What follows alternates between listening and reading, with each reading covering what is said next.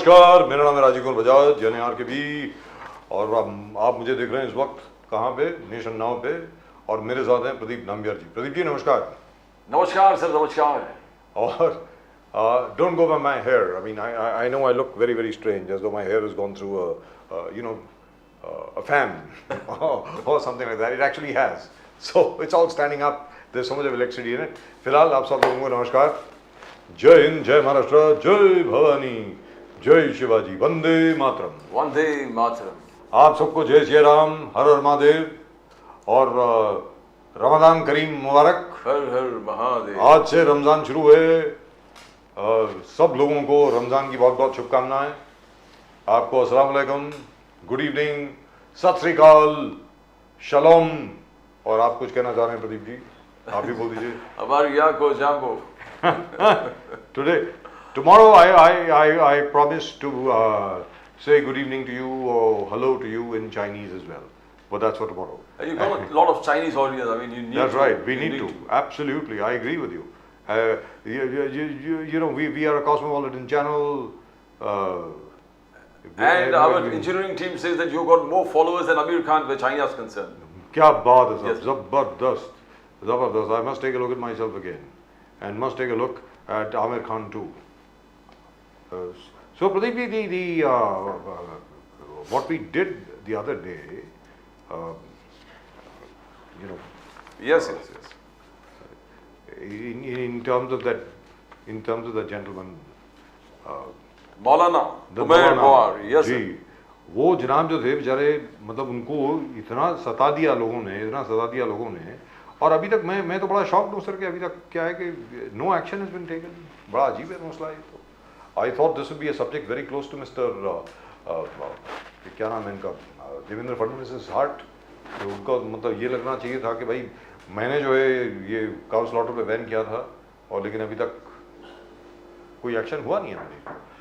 मौलाना उमैर अब्दुल, तो मौलाना जी ने clear cut कहा कि he has been cheated. In fact documents उन्होंने पेश किया, बैंक अकाउंट जो उनके है उसमें 40 करोड़ के ट्रांजैक्शंस। मौलाना एक गरीब आदमी जिनके खुद का घर नहीं है, वो रेंट पे ले रहे हैं। मौलाना रेंट पे रह रहे हैं। मौलाना is staying on rent and जो अपने घर छोटा सा मकान खरीद नहीं सकते मौलाना, और उनके बैंक अकाउंट से 40 करोड़ का ट्रांजैक्शन, 20 करोड़ हवाला कैश ट्रांजैक्शन। वो बेचारा 10,000 या 12,000 रुपए महीने का कमाता है आदमी, मतलब 40 करोड़ के ट्रांजैक्शन एक बैंक अकाउंट से। It's shocking. ये मौलाना साहब देशभक्त मौलाना है ये, और इनकी कोई मदद नहीं कर रहा अभी। मुझे बड़ा अजीब लग रहा है। पुलिस बैंड्रा पुलिस स्टेशन के सीनियर इंस्पेक्टर से बात हुआ था।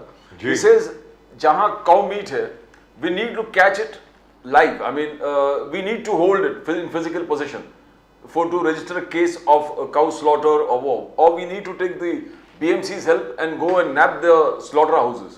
तो इसके लिए हमें थोड़ा और वक्त चाहिए स्टडी के लिए, और थोड़ा और वक्त इंफॉर्मेशन चाहिए कि काउ मीट कहाँ से है। And by that time the family concerned over here would have disappeared and and would have taken all precautions. Isn't that wonderful? Sir, oh, by the way, the Chinese way of saying hello is ni hao. I just heard it. It's ni hao. That's how you say hello in Chinese. Right. The Director General of Income Tax Investigations had written to us that he has given the entire information to Director General Income Tax Mumbai to proceed in this particular matter, because Mumbai has its own investigation department. Yes, I hope they do. I really and truly hope they do. I really hope they let go of this poor man. And they make him an approver, and they make him a witness in the case, and nab the rest of them, because you don't know what that money has been used for. क्या किस चीज के लिए इस्तेमाल हुआ वो पैसा कुछ मालूम नहीं है। और सरकार के कितने मंत्री हैं जो इन कसाईयों के साथ हैं? सरकार के कितने मंत्री हैं जो ये गैर कानूनी काउ बीफ बिजनेस में हैं? इसकी भी तहकीकात होनी चाहिए। सर, कोई मिनिस्टर का बात चल रहा था। Now the point is, though we know the minister concerned, we are still awaiting more details to actually name him, because name करने से क्या होता है? Right now we don't have the proof. We don't have the proof, and he hasn't called us. He had said that he would be calling us. Yes, exactly. That's right. So he hasn't called us so far. Now, एक चीज ये हो गया कि मौलाना has made himself secure and safe, because income tax is going to probe his account. Maulana has come forward and informed all the agencies, including the NIA. NIA को भी inform कर दिया, income tax को भी inform कर दिया, various police departments को भी inform कर दिया कि my account has been used for these transactions. That's right. Now always we guess कि हवाला किस चीज के लिए होता है. अभी 20 करोड़ के रुपया अगर हवाला से आता है, 20 crores of money is coming through हवाला, तो ये 20 crores spend कहाँ करते हो आप? मतलब 40 करोड़ बैंक अकाउंट के थ्रू और 20 करोड़ का हवाला कैश में. Yes. तो मतलब 60 करोड़ रुपए हो गए.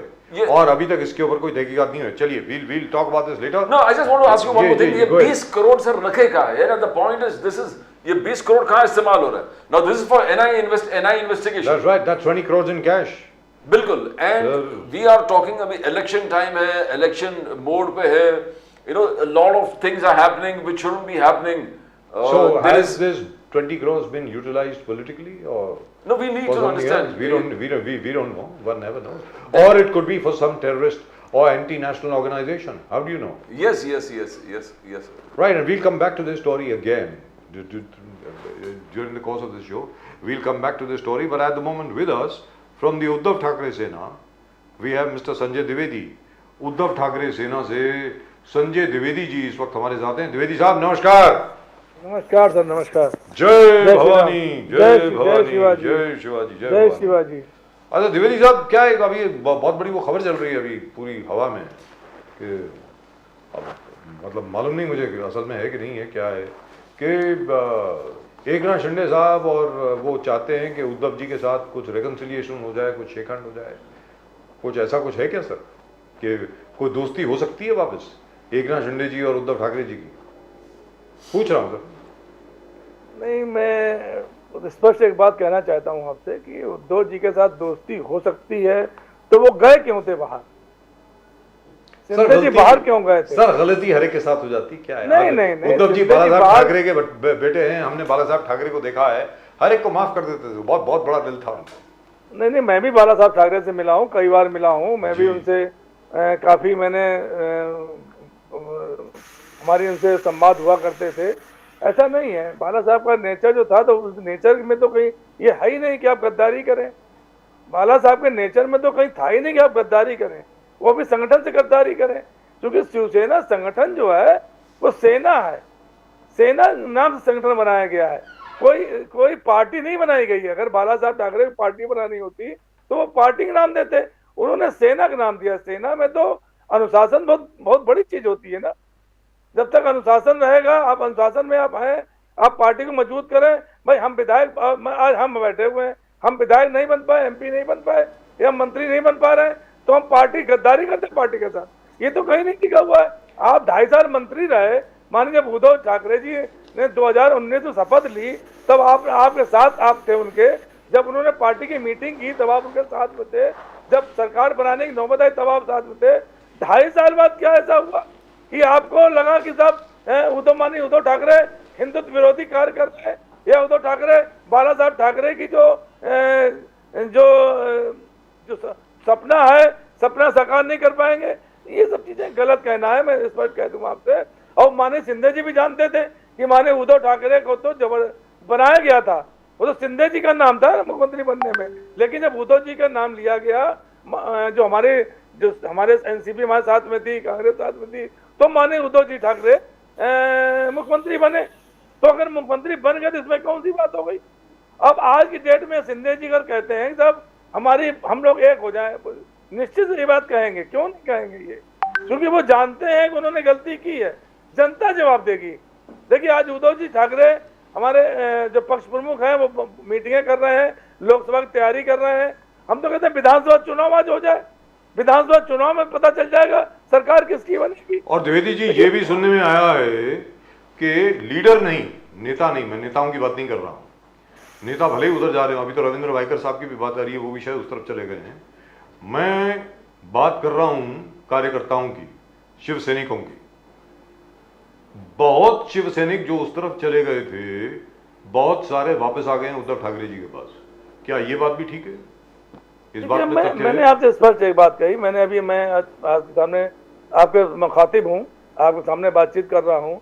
लगभग 30-35 साल 92 से मैं जुड़ा हुआ संगठन में हूँ, माननीय उद्धव जी और माननीय बाला साहब ठाकरे के साथ में हूँ। तो ऐसा नहीं है कि उन्होंने देखिए, माननीय बाला साहब ठाकरे ने ही घोषणा की थी कि उद्धव ठाकरे जी बनेंगे।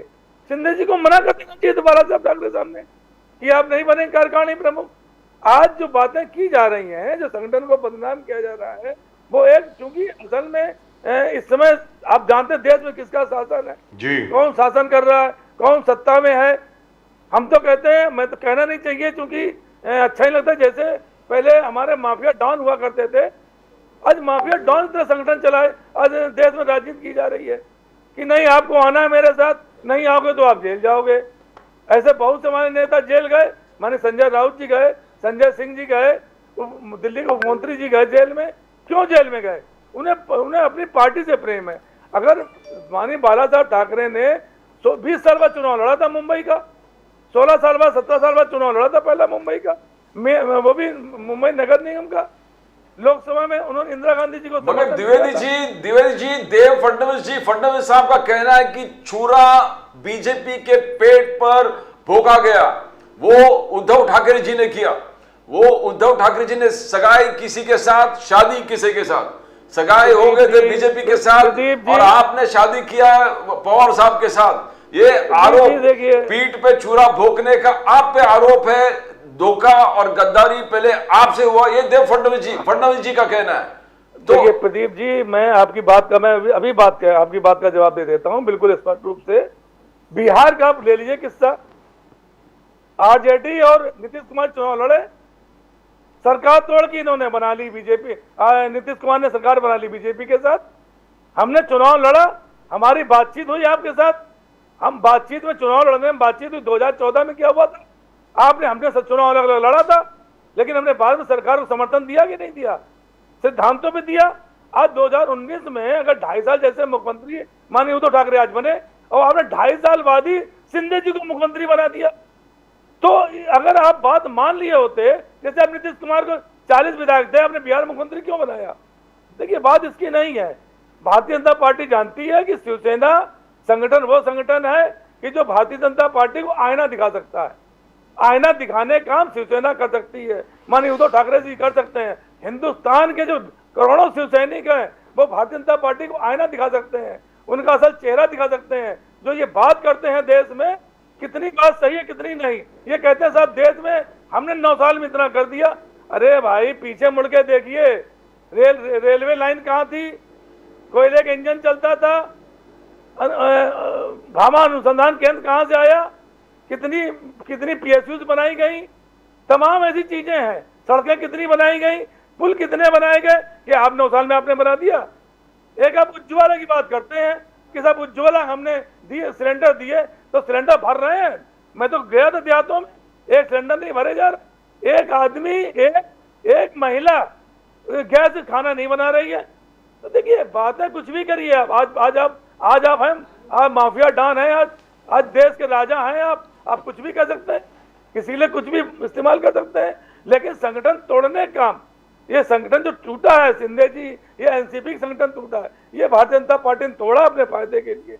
ये जनता देख रही है। आज रविंद्र वाइकर जी, जैसे बजाज साहब ने कहा कि रविंद्र वाइकर जी ज्वाइन किए एकनाथ शिंदे जी, और एकनाथ शिंदे जी ने कहा कि बाला साहब ठाकरे जी का विचार, बाला साहब जी का जो आइडियल्स है उसको अगर फॉलो कोई कर रहा है, हम फॉलो कर रहे हैं। रविंद्र वाइकर जी ने इस चीज को समझा कि आदर्श जो बाला साहब ठाकरे जी का है, उसूल जो बाला साहब ठाकरे जी का है, वो एकनाथ शिंदे जी और हम लेके जा रहे हैं, एकनाथ शिंदे जी का कहना है, और इसलिए सब जुड़ते जा रहे हैं। प्रदीप जी मैं बता दूं आपसे, देखिए आज स्वार्थ और लालच की राजनीति चल रही है, स्वार्थ और लालच की राजनीति चल रही है। शिंदे जी, मैं चूंकि मुख्यमंत्री है इसलिए मैं ऐसी कोई बात नहीं कहना चाहता हूं, वो कितने विचारवादी हैं, कितने विचारशील हैं, ये शिंदे जी जानते हैं। उद्धव ठाकरे जी के साथ जो शिवसैनिक है, जो संगठन है, जो जनता है, देखिए विधायक चले जाते हैं, आपने बहुत सी पार्टियां देखी होंगी कि विधायक टूट जाते हैं, लेकिन संगठन में फर्क नहीं पड़ता है। आज इतने चुनाव हुए महाराष्ट्र में, आप लोग तो पत्रकार हैं, बड़े पत्रकार हैं, इतने चुनाव हुए महाराष्ट्र में, क्या स्थिति रही भारतीय जनता पार्टी या शिंदे जी की? 28 साल पुराना जहां पे विधायक जिनकी डेथ हो गई थी वो सीट भारतीय जनता पार्टी हार गई, और दूसरी सीट में चूंकि हमारा संगठन का प्रत्याशी खड़ा हो गया था, एनसीपी टिकट नहीं मिली थी, इसलिए वो सीट ये जीत गए। तो आप देखिए जनता किधर है, जनता क्या चाहती है। जनता माननीय उद्धव बाला साहब ठाकरे के साथ में है, शिंदे जी के साथ में नहीं है। गद्दारी करके मुख्यमंत्री बनना और इज्जत से मुख्यमंत्री बनना, देखिए दोनों में अंतर होता है। हम गद्दारी करके मुख्यमंत्री बन जाए, कोई दूसरी पोस्ट ले लें, जो संगठन के द्वारा हम अगर बनते हैं तो उसकी मर्यादा मान्यता अलग होती है। जी दुरुस्त बात है। लेकिन द्विवेदी साहब, ये तो सुप्रीम कोर्ट ने भी पूछा है, अभी जो केस बड़े दिनों के बाद आया, लेकिन आया सही। अभी हाल ही में 4 के 5 दिन पहले सुप्रीम कोर्ट ने जब उद्धव जी की जो पिटीशन थी सुप्रीम कोर्ट में इलेक्शन कमीशन के खिलाफ कि भाई आपने नाम और सिंबल कैसे दे दिया, तो सुप्रीम कोर्ट ने भी पूछा है कि स्पीकर साहब ने और इलेक्शन कमीशन ने मतलब जो हमारी डायरेक्शन थी लगता है कि उसको नहीं माना है। This is what the Supreme Court has actually said, but this is only an observation. It is not a judgment. Well, Pradeep ji, if you remember, what they actually said was that just the legislative party does not make the party. MLAs don't make the party. It is the worker who make the party. यार मतलब ये क्या है कि आज जो मर्जी उठा करके जी यही मैं कहना चाह रहा हूँ। देखिए विधायक पार्टी नहीं होते हैं, करेक्ट। चुनाव आयोग का अधिकार जो है सिंबल देने का। मैं फिर आपसे कह रहा हूँ, चुनाव आयोग पार्टी का नाम नहीं दे सकता है। मैं बार बार आपसे बात कर रहा हूँ, हर डिबेट मैंने बात कही, आज मैं फिर ये बात कह रहा हूँ कि चुनाव आयोग का पढ़ लीजिए उठा के, आप लोग तो विद्वान हैं, चुनाव का पढ़ लीजिए। चुनाव आयोग सिर्फ सिंबल दे सकती है, पार्टी का नाम नहीं दे सकती, क्योंकि पार्टी का नाम अगर मैं एक संगठन बनाता हूँ तो संगठन को मैंने बनाया, चुनाव आयोग से रजिस्टर्ड कराया, इसके बाद मैं चुनाव आयोग के द्वारा एक सिंबल लेके चुनाव में गया और हमने 4 से 5% वोट मांगे, तो वो सिंबल जो हमारा होगा, चाहे धनुष बाण हो चाहे मसाल हो, जो भी हो, वो हमारा रजिस्टर्ड हो जाएगा कि जब भी चुनाव होंगे अब मुझे दोबारा चुनाव चिन्ह मांगने की जरूरत नहीं पड़ेगी। तो देने का अधिकार क्या हुआ? चुनाव चिन्ह। आपने तो एनसीपी को, अजीत पवार जी को एनसीपी दे दी, शिंदे जी को आपने शिवसेना दे दी, तो ये क्या? ये पहली बार हुआ है शायद द्विवेदी जी आप भी बड़े वरिष्ठ हैं, मैं आपसे पूछ रहा हूँ, पहले कभी आपने देखा? मैंने तो कभी नहीं देखा यार ये होते हुए, आज तक नहीं देखा। अरे और तो छोड़िए प्रदीप जी, द्विवेदी जी सुनने वाली बात है, अभी तक 6 के 7 साल पहले तक, इसके पहले कि सुब्रमण्यम स्वामी बीजेपी में शामिल हो गए, उसके पहले तक he was the loan member, अकेले मेंबर थे पुरानी जनता पार्टी के। वो हलदार सिंबल जो था ना, वो आज भी उनके पास था। हाँ, अरे यार ये मैं पहली बार सुन रहा हूँ। द्विवेदी जी क्या हो रहा है ये आप बताएं जरा। मैं यही आपसे कह रहा हूँ, देखिए आज क्या चल रहा है देश में, आप लंबी लंबी बातें कर रहे हैं, बड़ी बड़ी बातें कर रहे हैं, आप बात कर रहे हैं, आप मैंने भी पढ़ा जो मोदी जी कह रहे हैं कि मैं उज्ज्वला दूंगा, फसल बीमा। अरे फसल बीमा योजना तो पहले ही चल रही है, इसमें कौन सी नई बात कर दी उन्होंने? और जो चुनाव से करवाया जा रहा है, जो ईडी से कराया जा रहा है, भाई आप इससे पहले भी ईडी थी, ईडी कोई मानी भारतीय जनता पार्टी नहीं बनाई, आयकर विभाग मानी भारतीय जनता पार्टी नहीं बनाई, इससे पहले बनी थी। लेकिन आप इससे पहले का देख लीजिए और इस समय का देख लीजिए, क्या स्थितियां हैं। तो जो स्थितियां ये हो रही हैं, द्विवेदी जी बार बार आपके खिलाफ फैसले, चाहे वो स्पीकर का फैसला हो, चाहे इलेक्शन कमीशन का फैसला हो, सिंबल का फैसला हो, पार्टी का फैसला हो, पूरे पार्टी का फैसला, तो अलग अलग हर चीज आपके खिलाफ बार बार आ रहा है। तो ये क्या कोइंसिडेंस है कि एक पूरे तंत्र चल रहे हैं आपके खिलाफ? द्विवेदी जी कोइंसिडेंस नहीं है, बहुत स्पष्ट हम बताते हैं, ये बाकायदा षड्यंत्र है संगठन को खत्म करने का। जैसे कहा जा रहा था कांग्रेस मुक्त भारत बनाएंगे हम, तो क्या कांग्रेस मुक्त भारत बना दी? महाराष्ट्र में शिवसेना उद्धव ठाकरे मुक्त महाराष्ट्र बनाएंगे, संभव है क्या?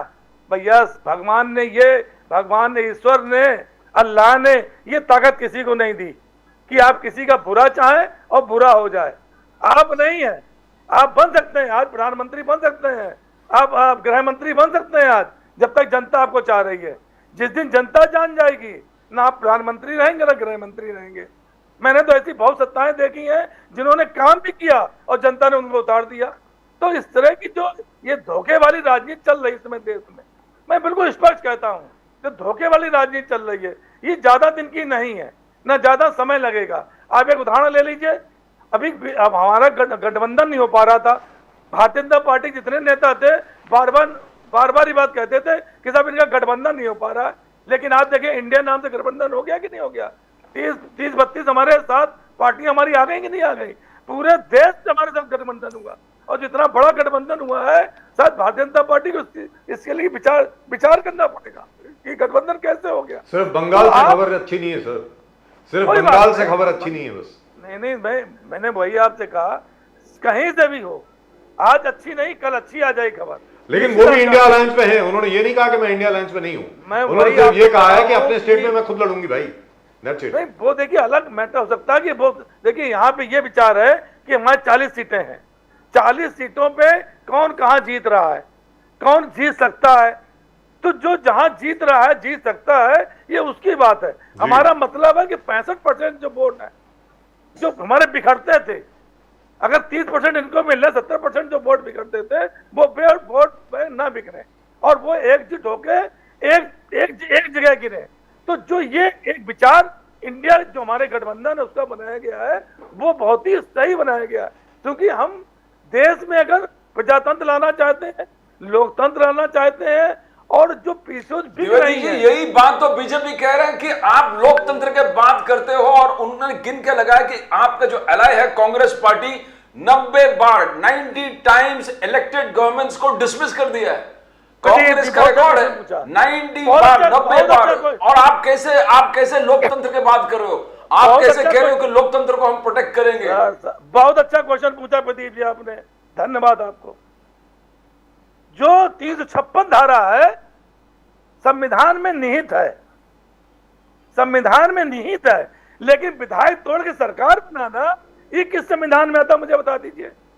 अगर 356 धारा लगाई, सरकार गिराई, तो दोबारा चुनाव भी तो करा दिए ना। अब यहां तो उन्होंने विधायक खरीद लिए, मैं खरीद नहीं कहूंगा, तोड़ लिए विधायक, और 2.5 साल तक ये महाराष्ट्र में बैठे रहेंगे। लेकिन 356 में क्या था, 6 में राष्ट्रपति शासन लगा, इसके बाद चुनाव होते थे, दूध का दूध पानी का पानी हो जाता था, तो वो संवैधानिक था।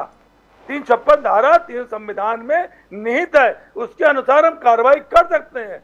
लेकिन विधायक तोड़ के मध्य प्रदेश की तरह, कर्नाटक की तरह, महाराष्ट्र की तरह तोड़ के, या बिहार की तरह तोड़ के सरकार नहीं बना सकते हैं। ये संविधान में, इसके बारे में नहीं कहते वो लोग, क्यों नहीं कहते भाई इसके बारे में?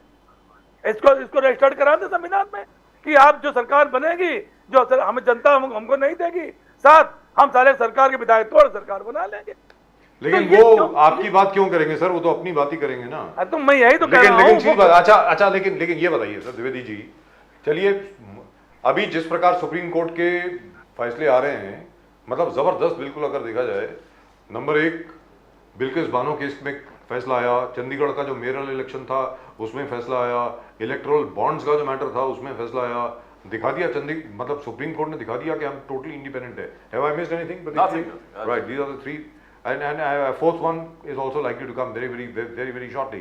That's what the Supreme Court has done. Supreme Court has shown very clearly that as far as they are concerned, they are completely and totally independent. लेकिन यहाँ पर आप एक चीज बताएं सर द्विवेदी जी, महाराष्ट्र में जिस प्रकार अभी समीकरण बन रहे हैं, महाविकास आघाड़ी एक तरफ, एनडीए एक तरफ, एनडीए डिपेंड कर रही है बहुत हद तक राम मंदिर के ऊपर।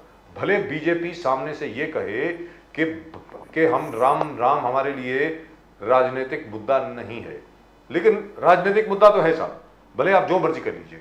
दूसरी चीज, आज सिटीजनशिप अमेंडमेंट एक्ट को नोटिफाई कर दिया गया, सीएए को बार बार ये कहा गया ये नागरिकता देने के लिए है, लेने के लिए नहीं है। तो इससे कोई फर्क पड़ेगा लोगों के वोटिंग पैटर्न में?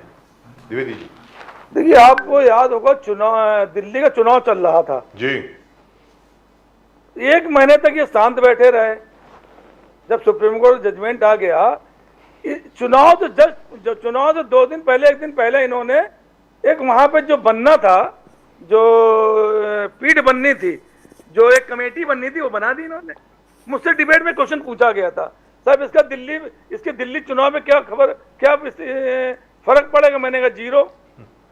देखिए, राम मंदिर जो है, राम मंदिर हमारे आराध्य हैं, हमारी आस्था है, और हमारी नहीं है सर, ये पूरे देश भर की आस्था है। जी। अगर राम मंदिर का निर्माण हुआ है तो वो सुप्रीम कोर्ट द्वारा हुआ है, कोई भारतीय जनता पार्टी ने अध्यादेश लाके नहीं किया है।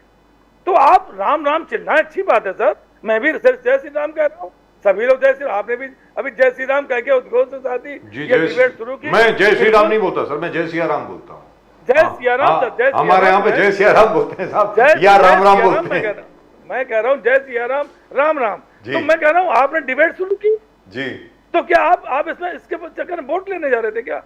या बाला साहब ठाकरे ने कहा साहब अगर ढांचा गिरा है तो मैं इसका जिम्मेदार हूं, मेरे शिव सैनिक हैं, मुझे गर्व है, तो क्या उन्होंने वोट के लिए किया थी? वोट के लिए किया था? नो, वोट के लिए नहीं किया था। हमारे हृदय में है राम, हमारे मस्तिष्क में राम है, हमारे खून में राम है। हम भगवान अपने आराध्य की पूजा करते हैं। तो ये कहने की चीजें नहीं होती है। इसको हम वोट बैंक का रास्ता नहीं बना सकते हैं, इसको चंदे का रास्ता नहीं बना सकते हैं। तो लोग क्या बीजेपी को वोट देंगे श्री राम मंदिर के निर्माण पर? रामलला की प्राण प्रतिष्ठा पूजा जो उस दिन हुई और उसके बाद जो उद्घाटन हुआ, उसके ऊपर क्या भारतीय जनता पार्टी को वोट पड़ेंगे? ये पूछ रहा हूं मैं आपसे सर। मैं स्पष्ट आपसे बता दूं, देखिए अपने अपने हर देश में हम 5 भाई होते हैं, 5 भाइयों के विचार अलग अलग होते हैं, कुछ दूसरे विचार होते हैं, कुछ दूसरे। तो इससे कितना इफेक्ट पड़ेगा ये अभी कहना मुश्किल है, लेकिन जो मैं समझ रहा हूं, मैं अपने हिसाब से समझता हूं, इसका उतना असर नहीं पड़ेगा जितना असर ये भारतीय जनता पार्टी अपने मस्तिष्क में लेके आ रही है। इसका उतना असर नहीं पड़ेगा, क्योंकि राम सबके हैं, राम किसी एक के नहीं है। और राम कोई राजनीतिक चर्चा का विषय नहीं है। राम आराध्य है हमारे, हम कोई राजनीतिक का लेके उनके ऊपर कोई वो नहीं कर सकते हैं, जो मैं मानता हूँ इस चीज को बहुत स्पष्ट रूप से। मतलब वैसे भी महाराष्ट्र में मूवमेंट का कोई खास फर्क था नहीं, लेकिन उत्तर प्रदेश से जो खबर आ रही है उसमें तो ऐसे लग रहा है कि वहां पे काफी प्रभाव पड़ेगा इस चीज का। नहीं, मैंने बता दिया आपको। देखिए उत्तर प्रदेश की राजनीति या बिहार की राजनीति, मध्य प्रदेश की राजनीति, राजस्थान की राजनीति, हर स्टेट की राजनीति, पश्चिम बंगाल की राजनीति, हर स्टेट की अपनी अपनी दिक्कतें हैं, अपनी अपनी समस्याएं हैं। और आज जो भी जहां भी समीकरण है वो हर प्रदेश के अपने अपने अलग है। आप किसी एक को लेकिन द्विवेदी जी ये भी कहा जा रहा है, सॉरी आपको रोक रहा हूं मैं, द्विवेदी जी ये भी कहा जा रहा है कि अब तो हमारे यहाँ के जो कर्ता धर्ता हैं वो बिहार की राजनीति को महाराष्ट्र में ले आए। ये तो सब बिहार में सुनते थे, हरियाणा में सुना करते थे कि मतलब आया राम गया राम, फटाफट उठा करके, मतलब एक दिन एक की सरकार है, तीसरे दिन के बाद चौथे की सरकार बन गई। ये तो वहां हुआ करता था, महाराष्ट्र में कभी नहीं होता था। ये महाराष्ट्र में तो अभी भी नहीं हुआ। महाराष्ट्र में तो संगठन तोड़ा गया सर। अब मैं कुछ नहीं कहूंगा, 50 होके एकदम होके या उनको ऑफर दी गई आप मुख्यमंत्री बनेंगे, आप मुख्यमंत्री बनेंगे, आप मंत्री बनेंगे, एक ऑफर दी गई। भाई आज हमने क्या कहा? स्वार्थ और लालच की राजनीति है, सिद्धांतों की राजनीति नहीं है सर। बाला साहब के सिद्धांत इतने कट्टर हैं, इतने मजबूत सिद्धांत हैं कि उन सिद्धांतों पे आदमी का चलना या किसी का चलना बहुत मुश्किल है। तो बीजेपी ठीक ही कर रही है इसका मतलब? जूते घिस जाएंगे। तो भारतीय जनता पार्टी अभी जो खबर आ रही है, मुझे मालूम नहीं असलियत क्या है क्योंकि लिस्ट तो आई नहीं है अभी तक, एक जो अभी खबर चल रही है वो ये है कि भारतीय जनता पार्टी शायद एकनाथ शिंदे जी को 7 सीटें दे रही है और आदरणीय सम्मानीय अजीत दादा पवार जी को 4 सीटें दे रही है। सुनने में ये आया है, तो क्या इज्जत रहेगी सर? मतलब मैं आपसे पूछ रहा हूँ सर। मैं तो यही तो आपसे कह रहा हूँ, देखिए भारतीय जनता पार्टी जब शिंदे जी को, अब मैं एक अलग बात बताने जा रहा हूँ आपको। भारतीय जनता पार्टी ने जब शिवसेना का विघटन किया या शिवसेना तोड़ी, उनको लगा कि शायद उद्धव जी ठाकरे का जो वर्चस्व है वो एकनाथ शिंदे के रूप में हम खत्म कर देंगे। लेकिन सियार को अगर शेर ही खाला पहना दें सर, इसमें अन्यथा न लीजिएगा, वो माने मतलब मैं इसलिए कह रहा हूँ कि अगर शेर को सियार की खाल पहना दें तो क्या साहब शेर हो जाएगा वो? द्विवेदी जी, मगर आपको वहां पर घायल किया जहां आपका एक बहुमत था। मुंबई कोंकण शिवसेना आपका गढ़ था, उद्धव ठाकरे जी का गढ़ था। वहां पर राणे से लेके दीपक केसरकर से लेके जो उदय सामंत से लेके गोगवले से लेके आपके पूरे नेता सब इस तरफ है। सर तो हमें तो शरद पवार साहब को बारामती में ही मात कर दिया, वहां पर जी हमें तो खुशी ये हो रही है कि हमारे ये नेता बेचारे जेल नहीं गए। ये जेल जाने वाले नेता थे हमारे, चाहे सांसद हों जो गए हैं पार्टी छोड़ के, वो सब जेल जाने वाले थे। आज कम से कम बैठे हुए हैं, सत्ता में बैठे हुए हैं, जेल नहीं गए। तो मुझे बड़ी खुशी इस बात की है कि चलो जेल तो नहीं गए भाई, लेकिन जो शिवसैनिक जो संघर्ष करता है वो जेल जाने से नहीं डरता है। जैसे संजय निरुपम जी हमारे, संजय निरुपम, क्या बात संजय है। राउत, सॉरी संजय संजय राउत नाम, संजय जी। का नाम है संजय राउत जी, हमारे शिवसैनिक हैं, जी जेल गए हैं? नहीं नहीं उन्होंने माना। और जो नेता जेल जा रहे हैं नहीं मान रहे वो, क्योंकि संघर्ष से आए हैं, उनको एकदम सत्ता नहीं चाहिए। अब जिन्हें एकदम सत्ता चाहिए, जिन्हें जूते नहीं घिसने, जिन्हें लालच है, स्वार्थ है, तो उनके लिए हम कुछ नहीं कर सकते। वो जेल नहीं गए, मैं उनको बधाई देता हूं, शिंदे जी को और उनकी पूरी पार्टी को, उनके सांसदों को बधाई देता हूं कि भाई वो जेल नहीं गए, सत्ता का सुख भोग रहे हैं। लेकिन हम लोग जेल जाने को हमेशा तैयार रहते हैं और ऐसा कुछ नहीं है। हमारे शिवसैनिक संघर्ष करने के लिए लगे हैं और संघर्ष करते रहेंगे। क्या बात है देशमुख साहब, बहुत मजा आया आपसे बात करके। प्रदीप जी के साथ तो आप पहले बैठ चुके हैं शो में, मेरे साथ पहली बार बैठ रहे हैं। आपका धन्यवाद। बहुत बहुत धन्यवाद। जय भवानी, जय शिवाजी, जय भवानी। थैंक यू, जय Shivaji. thank you very much. So Pradeep ji, it really is true, isn't it? I mean, the Chief Justice of India really asked this question, whether or not the Speaker of the Assembly, he had disobeyed the Supreme Court's directions, where they said that just the division or split in the legislative party does not mean that there is a split in the political party. I think that applies to the Election Commission as well, because how can the Election Commission just give away the name? Election Commission is not a naming body, is it? I mean, it's a symbol body. It gives you symbols, does not give you names. It registers your names, but does not give you names. and many times it has kept the original symbol, isolated and In abeyance. Yes. Exactly what happened to the Jayalalitha case, if you remember, the ADMK case, where those two leaves were kept in abeyance and both factions were given different symbols. Rightfully speaking, that should have been done, but it wasn't. So we'll see what happens next. But at the moment with us, from the Aam Aadmi Party, still with the Aam Aadmi Party, I think, our old friend Mahmood Deshmukh Sahab. Mahmood Deshmukh Sahab, namaskar. नमस्कार। महमूद देशमुख साहब, रमजान करीम मुबारक। आज से रमजान का महीना शुरू हो गया है, आपको बहुत बहुत मुबारकबाद। बहुत बहुत शुक्रिया, आपको भी माह रमजान की इबादत मुबारक हो। बहुत बहुत शुक्रिया सर आपका, हमारी पूरी चैनल की तरफ से, हम सब की तरफ से आपको बहुत बहुत मुबारक। मैं उम्मीद करता हूँ आपको भी कि मुबारक। सिर्फ आप अकेले नहीं, पूरा देश जो है तरक्की करे, देश में खुशहाली हो और इंसाफ हो। सबसे बड़ी बात यह है कि इंसाफ होना चाहिए। मुझे ऐसा लगता है। अमन चैन हो, इंसाफ हो, जी दुरुस्त बात है। देश का संविधान बचा रहे। जी संविधान बचा रहा है, सबसे बड़ी बात यह है। लेकिन जहाँ तक केजरीवाल का सवाल है, केजरीवाल साहब ने अभी एक बहुत ज़बरदस्त स्पीच दी थी हरियाणा में। उन्होंने ये कहा, उन्होंने पॉइंट आउट किया कि भाई देखिए, लोग बात करते हैं क्या विमेन एम्पावरमेंट के बारे में, स्त्रियों को नारी सशक्तिकरण के बारे में बात करते हैं, और ये हरियाणा के जो जितने भी मेंबर्स ऑफ पार्लियामेंट थे, जब वो जो पहलवान बच्चियां हैं जो मेडल लेकर के आई थी हिंदुस्तान के लिए, जब उन पर लाठीचार्ज हो रहा था, ये लोग पार्लियामेंट में हंस रहे थे। तो केजरीवाल साहब ने एक बहुत बड़ी बात कही। उन्होंने कहा कि साहब देखिए, प्रधानमंत्री जी के लिए आप अभी तक वोट देते थे, आप वोट देते थे कि भाई हम मोदी जी को वोट दे रहे हैं। अरे भाई अपने एमपी को भी तो वोट दो। एमपी ने क्या किया है? जो आपका मेंबर ऑफ पार्लियामेंट है उसने क्या किया है? तो ये बहुत ये फर्क जो लाने की कोशिश की है केजरीवाल साहब ने, सबसे पहली बार किसी ने किया है। उन्होंने ये कहा है कि भाई आपका जो एमपी है उसने आपके लिए क्या किया है, वो भी तो सोचिए। आपको लगता है इससे फर्क पड़ेगा, लोगों की सोच में फर्क पड़ेगा? क्योंकि दिल्ली और पंजाब में तो आपकी पकड़ बहुत जबरदस्त है। हरियाणा में आपको 1 सीट मिली है, 2 सीट आपको मिली है गुजरात में, 3 सीट हैं आपके पास असम में, तो टोटल आपके पास 23 सीट्स हैं। 13 पंजाब में लड़ रहे हैं आप, 23 सीटों में आप लड़ रहे हैं। तो जी आम आदमी पार्टी का आप भविष्य कैसे देखते हैं, जरा बताएं सर प्लीज। देशमुख साहब, I think we just lost him, or is he Yes, getting a yes, call? yes. I think he's possibly getting a. जी बोलिए सर, बोलिए बोलिए बोलिए, आवाज आ रही है सर आप? एक मिनट अजय, प्रॉब्लम ऐसा है, एक मिनट। ये अभी रमजान शुरू हो गए ना सर जी, तो अब लिहाजा चांद दिखाई दिया तो लोग फोन करना शुरू कर देते फोन तो हैं। करेंगे ही करेंगे, बिल्कुल लाजमी भी है, बिल्कुल। और आप फोन बंद कर नहीं सकते, लेकिन फिलहाल के लिए अगर आप उसको एयरलाइन मोड पे डाल दें जब तक कि हमारा शो चलता है अगले 20-25 मिनट के लिए, तो अच्छा रहेगा अगर कर सकते नहीं, हैं। अभी नहीं आएगा फोन, ठीक है, स्टार्ट कीजिए। चलिए, राइट, बोलिए बोलिए देशमुख साहब, बोलिए।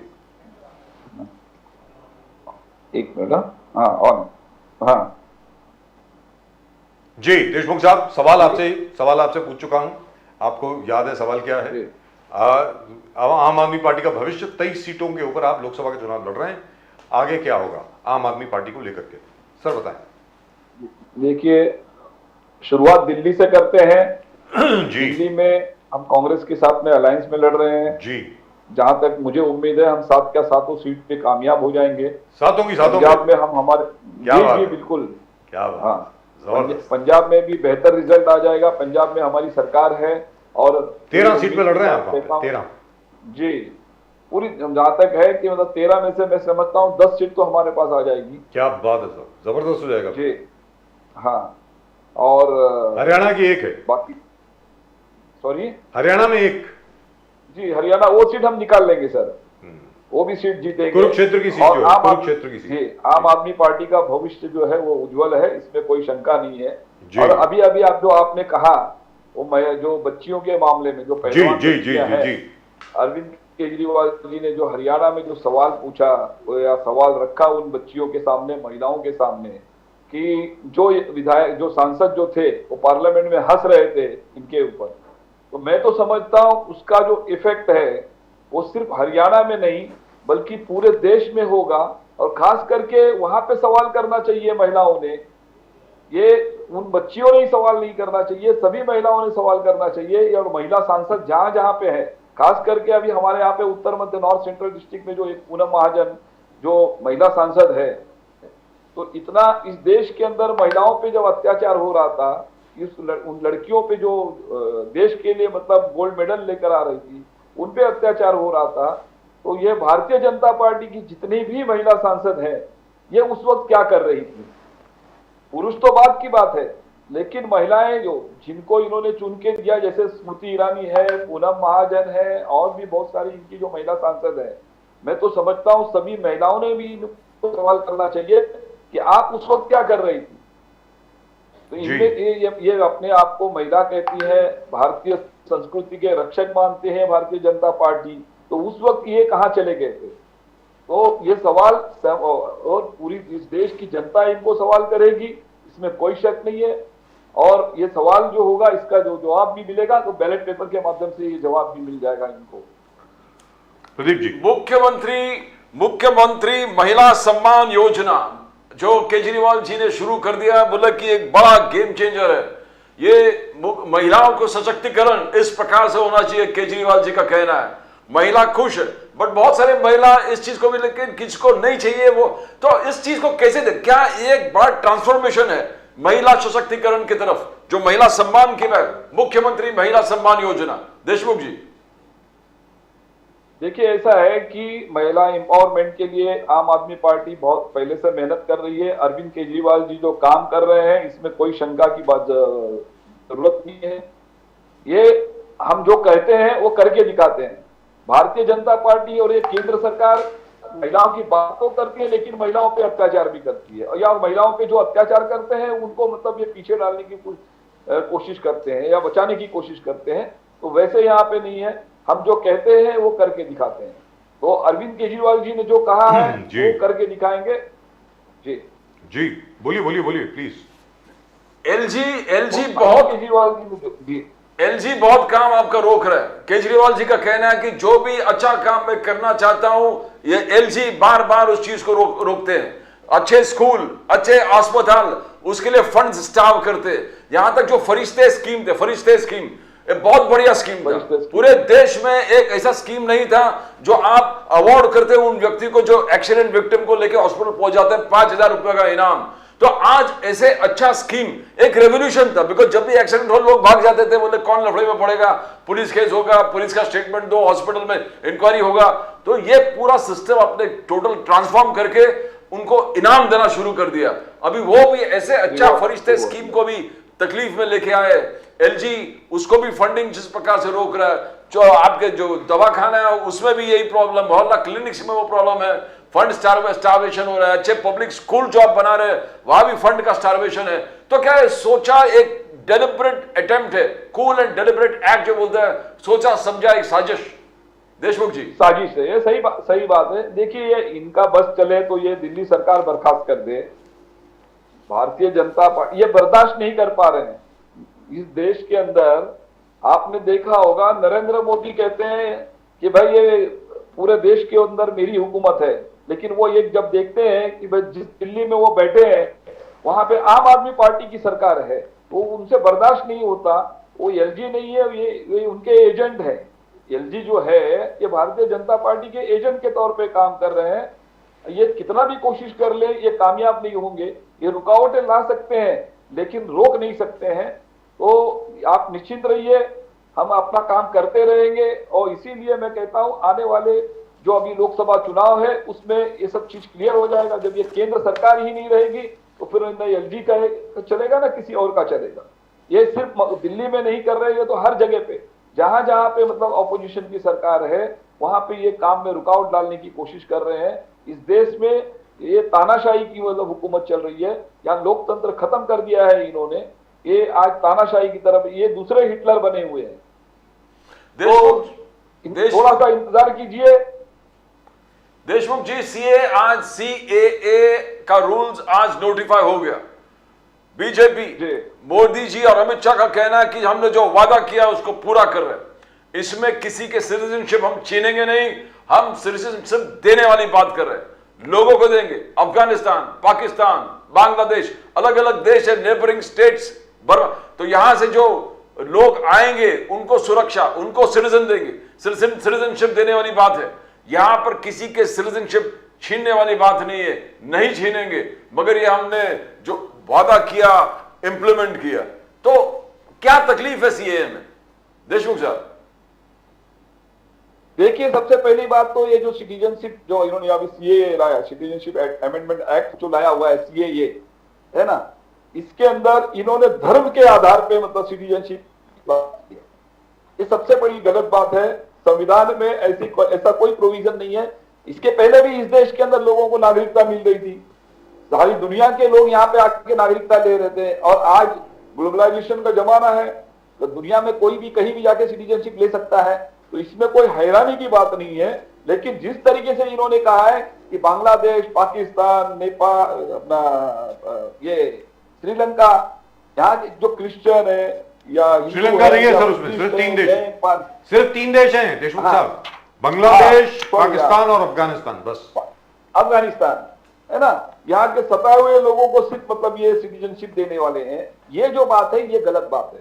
आप धर्म के आधार पे मतलब किसी को सिटीजनशिप मत दीजिए, है ना। सिटीजनशिप का तो पहले से कानून है इसके अंदर।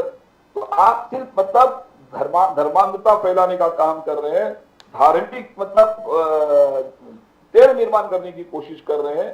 तो इससे हासिल कुछ नहीं होगा। और आप ये कहते हो कि आप हिंदुओं के अगर वेल विशर कहना चाहते हो, तो मैं आपको पहले से कहना चाहता हूं कि इस देश में पहले से 140 करोड़ की आबादी में है। आज जो बेरोजगार नौजवान है, आज महिलाओं पे अत्याचार हो रहा है, आज किसानों को एमएसपी नहीं मिल रही है, आप ये मसले कब हल करोगे?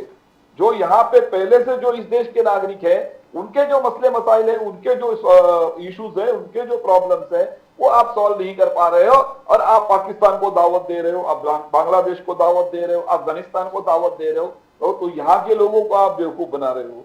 हाँ, तो पहले यहाँ के जो इश्यूज है उसको तो सॉल्व कीजिए। ये सिर्फ एक चुनावी जुमला है। ये सोचते होंगे ये सीएए लाने से हम मतलब फिर चुनाव जीत जाएंगे, तो ऐसा कुछ नहीं है।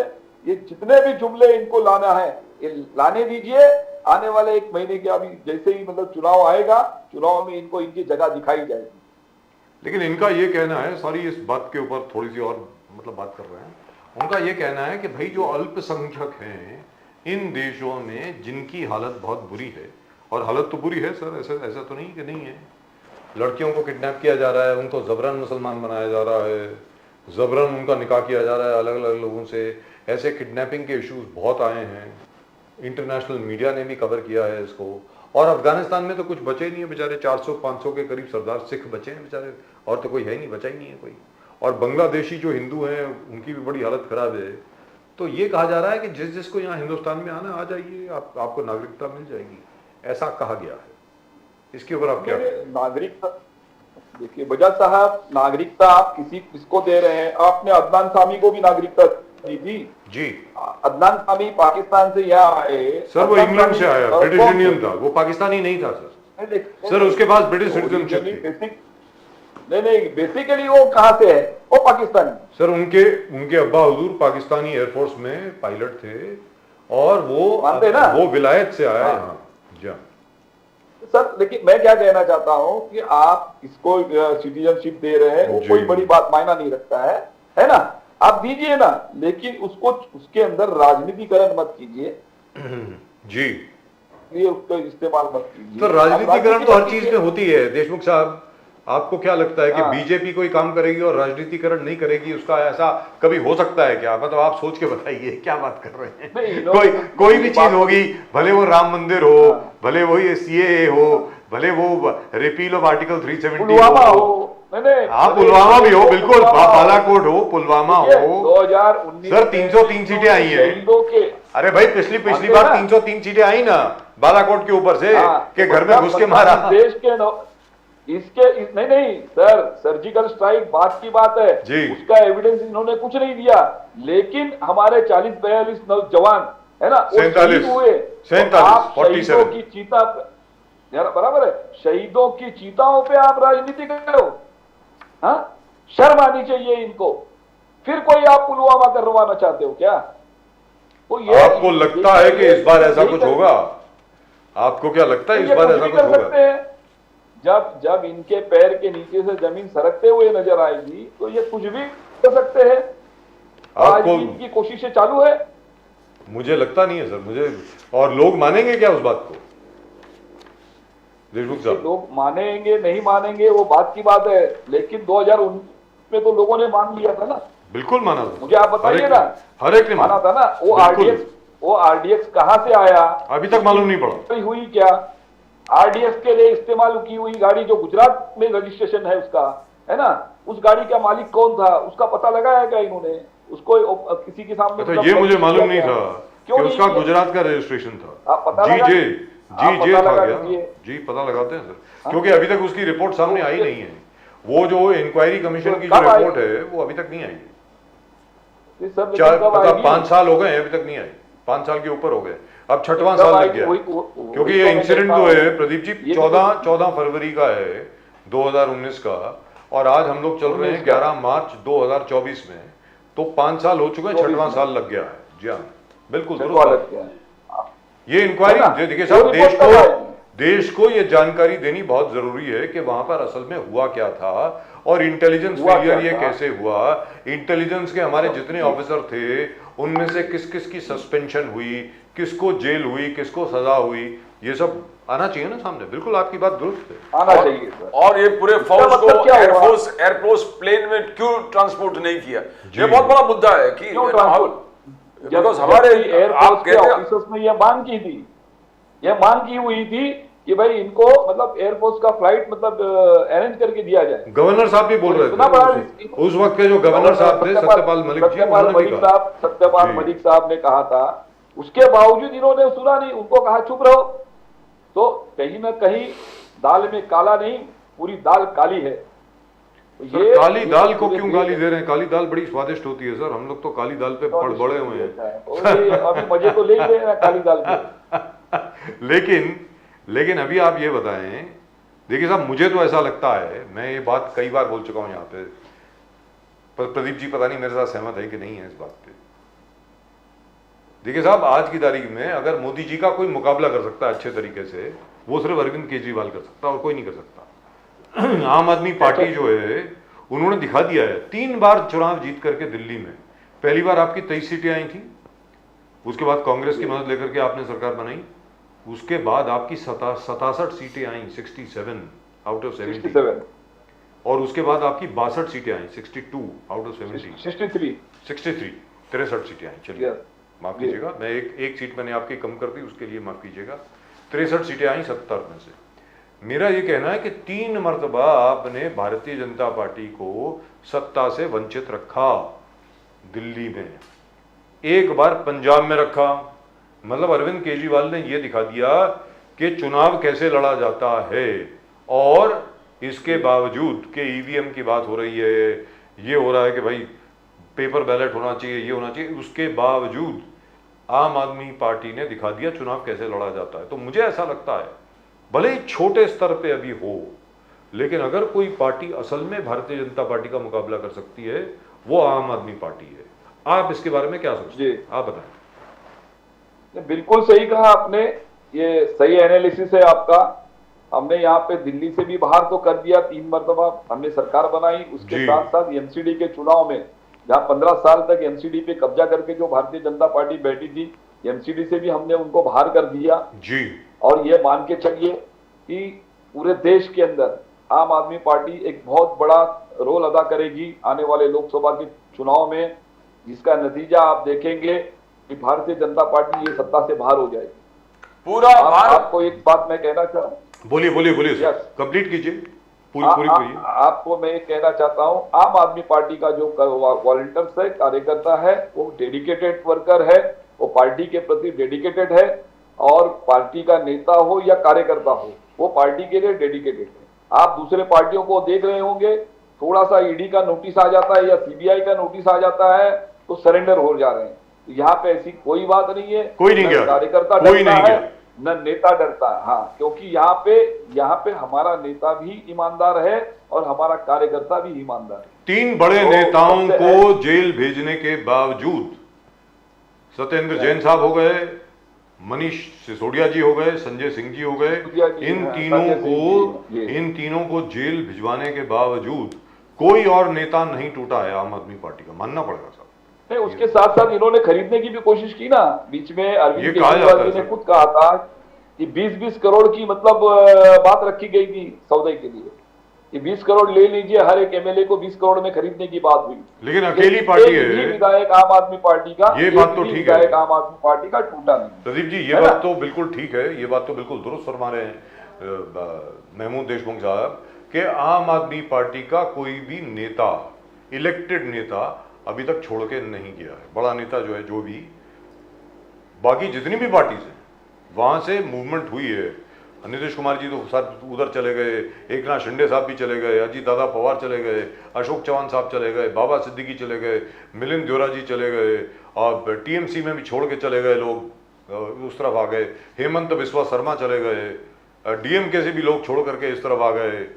लेकिन आम आदमी पार्टी की प्रशंसा करनी पड़ेगी, अभी तक कोई बड़ा नेता नहीं गया है। प्रदीप जी, आप हमेशा मोदी जी को बहुत ट्रांसफॉर्म करने के लिए वक्त देता है। जैसे मोदी जी अब कह रहे हैं कि पूरा भारत मेरा परिवार, उस मेरा भारत मेरा परिवार, उस पहले आपने शुरू कर दिया खून के सौदागर, हर, फिर बोले कि चाय वाला, फिर कहा कि ना अलग अलग चीज जो आप बार बार कहते हो, और उसका अभी आपने 9 परिवार कहा, तो पूरा भारत मेरा परिवार।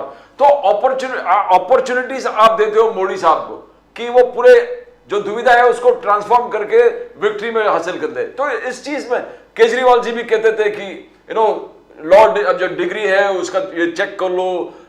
कभी कभी आपने 2 स्टेप अहेड जाके अनपढ़ भी कहा है, नहीं होना चाहिए प्राइम मिनिस्टर। तो क्या अपॉर्चुनिटीज को मोदी साहब कन्वर्ट करते हैं विक्ट्रीज में? बार बार यही देख रहा है 2014 से लेके अभी, क्यों अपॉर्चुनिटीज देते हो देशमुख जी? नहीं, कोई अपॉर्चुनिटी नहीं है। देखिए, ये स्टंटबाजी में उनका मोदी जी का कोई हाथ नहीं पकड़ सकता है ना। अब होगा ना, रास्ते पे एक मदारी जो खेल करता है, तो मदारी की खासियत होती है, वो पिटारा खोलता है और एक आइटम बाहर निकालता है, लोग जमा हो जाते हैं, देखते रहते हैं। थोड़ी देर में जब लोग बोर होके जब बाहर निकल जाने हटने लगते हैं, तो फिर वो पिटारा खोलता है, फिर वो मदारी जो है फिर पिटारा खोलता है, फिर कोई नया एक खेल दिखाता है। तो इस तरीके से ये पिछले 10 साल से नए नए मतलब शगुफे छोड़ के नए नए जुमलेबाजी कर रहे हैं और नए नए खेल दिखा के लोगों को आकर्षित करने की कोशिश करते हैं। रही बात अभी जो आपने कहा मोदी परिवार, इन्होंने क्या कहा कि मोदी परिवार, तो कल तक तो हम ये समझ रहे थे कि ये संघ परिवार के लोग हैं, है ना। तो अब ऐसे लगने लगा कि इन्होंने संघ परिवार को भी बाईपास कर दिया। हो सकता है कि आने वाले कल में आरएसएस जो राष्ट्रीय स्वयंसेवक संघ जो इनकी जो मदर ऑर्गेनाइजेशन है उसका भी जो चीफ होगा वो उसको भी मोदी जी मतलब अपॉइंट करेंगे या वो भी मोदी परिवार के अंडर में आते हैं। ये मोदी जी जरा बताएंगे तो बेहतर होगा। और मोदी परिवार की अगर आप और कहते बात, संघ परिवार अब खत्म हो गया, अब एक नया युग शुरू होने वाला है मोदी परिवार के नाम से। तो मतलब आरएसएस अब कोई मायना नहीं रखती है, जो भी कुछ है वो मोदी परिवार है। दूसरी बात मोदी परिवार, तो मोदी परिवार में है कौन? अदानी, अंबानी और जितने भी भ्रष्टाचारी है ना, तो ये उनका परिवार हो सकता है। अरे हम तो भारत का परिवार मानने वाले लोग हैं, सुनिए। और इस देश का कल्चर, इस देश की संस्कृति एक ही है, वसुदैव कुटुंबकम, है ना। तो यहाँ पे तो आपने अपने आप को, आपने भारत का, ये भारत मेरा परिवार है ये नहीं कहा, आपने ये कहा है कि मैं मोदी परिवार। तो आप लेकिन वो तो इसलिए कहा ना सर, अपने इर्द गिर्द सबको घुमा रहे हो। लेकिन सर वो तो इसलिए कहा गया क्योंकि लालू यादव जी ने कहा कि मोदी जी का क्योंकि खुद का परिवार नहीं है, उनको मालूम नहीं है कि परिवार कैसे चलाया जाता है। ये तो लालू यादव जी ने कहा ना, उनको क्या जरूरत पड़ी लालू थी जी ने गलत, ऐसी, अरे सर ऐसी व्यक्तिगत बात करने की आवश्यकता क्या पड़ी? नहीं करना चाहिए। मेरी बात सुनिए, देखिए मेरी बात सुनिए, नहीं करना चाहिए ये आप सही कहते हो, लेकिन अगर इनका इतिहास उठाकर देखेंगे तो इन्होंने कई लोगों पे आज तक कभी भी व्यक्तिगत टिप्पणी जो है क्या इन्होंने नहीं की पहले? करी है। अगर ये गलती कर रहे हैं तो आप भी करेंगे क्या? आज तक कभी भी देखिए मेरी बात सुनिए, आम आदमी पार्टी विचारों की लड़ाई लड़ती है, हम विचारों की लड़ाई लड़ना चाहते हैं और विचारों की लड़ाई पे ही हम राजनीति करते हैं। अब ये व्यक्तिगत अगर लालू जी ने कहा है तो, लेकिन अगर ये कहते हैं मोदी परिवार 140 करोड़ मेरा परिवार है। देखिए अरविंद जी ने आज तक कभी ऐसा नहीं कहा। अरविंद जी ने आज तक कभी व्यक्तिगत टिप्पणी जो है फैमिली को लेकर के, पढ़ाई को लेकर के, देखिए साहब, पढ़ाई को लेकर के यानी कहां तक पढ़े हैं मोदी जी, ईमानदारी को लेकर के, कौन कौन सी उनकी स्कीम काम कर रही है, कौन कौन सी नहीं कर रही हैं, इन सब चीजों को लेकर के अरविंद केजरीवाल जी ने बहुत सख्त टिप्पणी करी है प्रधानमंत्री जी की। लेकिन उनके परिवार के बारे में कभी भी पर्सनल अटैक इस प्रकार का अरविंद ने आज तक कभी नहीं किया है, ये मानना पड़ेगा। अब लालू जी ने खुद उनको मौका दे दिया, कहो जी महमूद जी देशमुख साहब बोलिए। लालू जी का मसला है, देखिए हाँ लालू जी का मसला है, लेकिन जब आप कहते हैं तो आप कहते हैं ना ये पूरा भारत मेरा परिवार है, जी है ना। आप ये कहते हो कि मोदी परिवार, हाँ तो मोदी परिवार ये कहां से शुरू हो गया जी? हाँ पूरा डेवलपमेंट का लहर है देशमुख जी। पूरे मुंबई में आज कोस्टल रोड जिस प्रकार से उद्घाटन किया, पूरे मुंबई महाराष्ट्र को ट्रांसफॉर्म किया है ट्रिपल इंजन। एकनाथ शिंदे, देवेंद्र फडणवीस, अजित पवार जी के आप देखिए डेवलपमेंट के लहर, और डेवलपमेंट साथ रखते रखते 300 एकड़ जमीन टोटल ग्रीन जोन बना दिया, वो भी महालक्ष्मी रेस कोर्स से लेके कोस्टल रोड के पूरे area 300 acres of land is going to be green zone. तो आप डेवलपमेंट का लहर देखिए, डेवलपमेंट के साथ साथ ये जो एनवायरनमेंट को किस प्रकार से प्रोटेक्ट करना, उस पर भी ध्यान देते हुए सरकार ने हर पहलू, एकनाथ शिंदे जी का कहना है हर पहलू को सोच में रखकर इस चीज को आगे बढ़ रहे डेवलपमेंट। और करप्शन हाईलाइट कर दिया उद्धव ठाकरे जी का, बोले कितने करप्शन थे, पूरे प्रोजेक्ट रुका हुआ था और ट्रिपल इंजन सरकार आ गया and entire project is going on horse pace, full speed में, फुल थ्रॉटल में। बोलिए देशमुख जी। देखिए करप्शन पे बोलने के लिए मुख्यमंत्री को कोई जगह नहीं है, इनको कोई अधिकार नहीं है कि ये करप्शन की बात करे।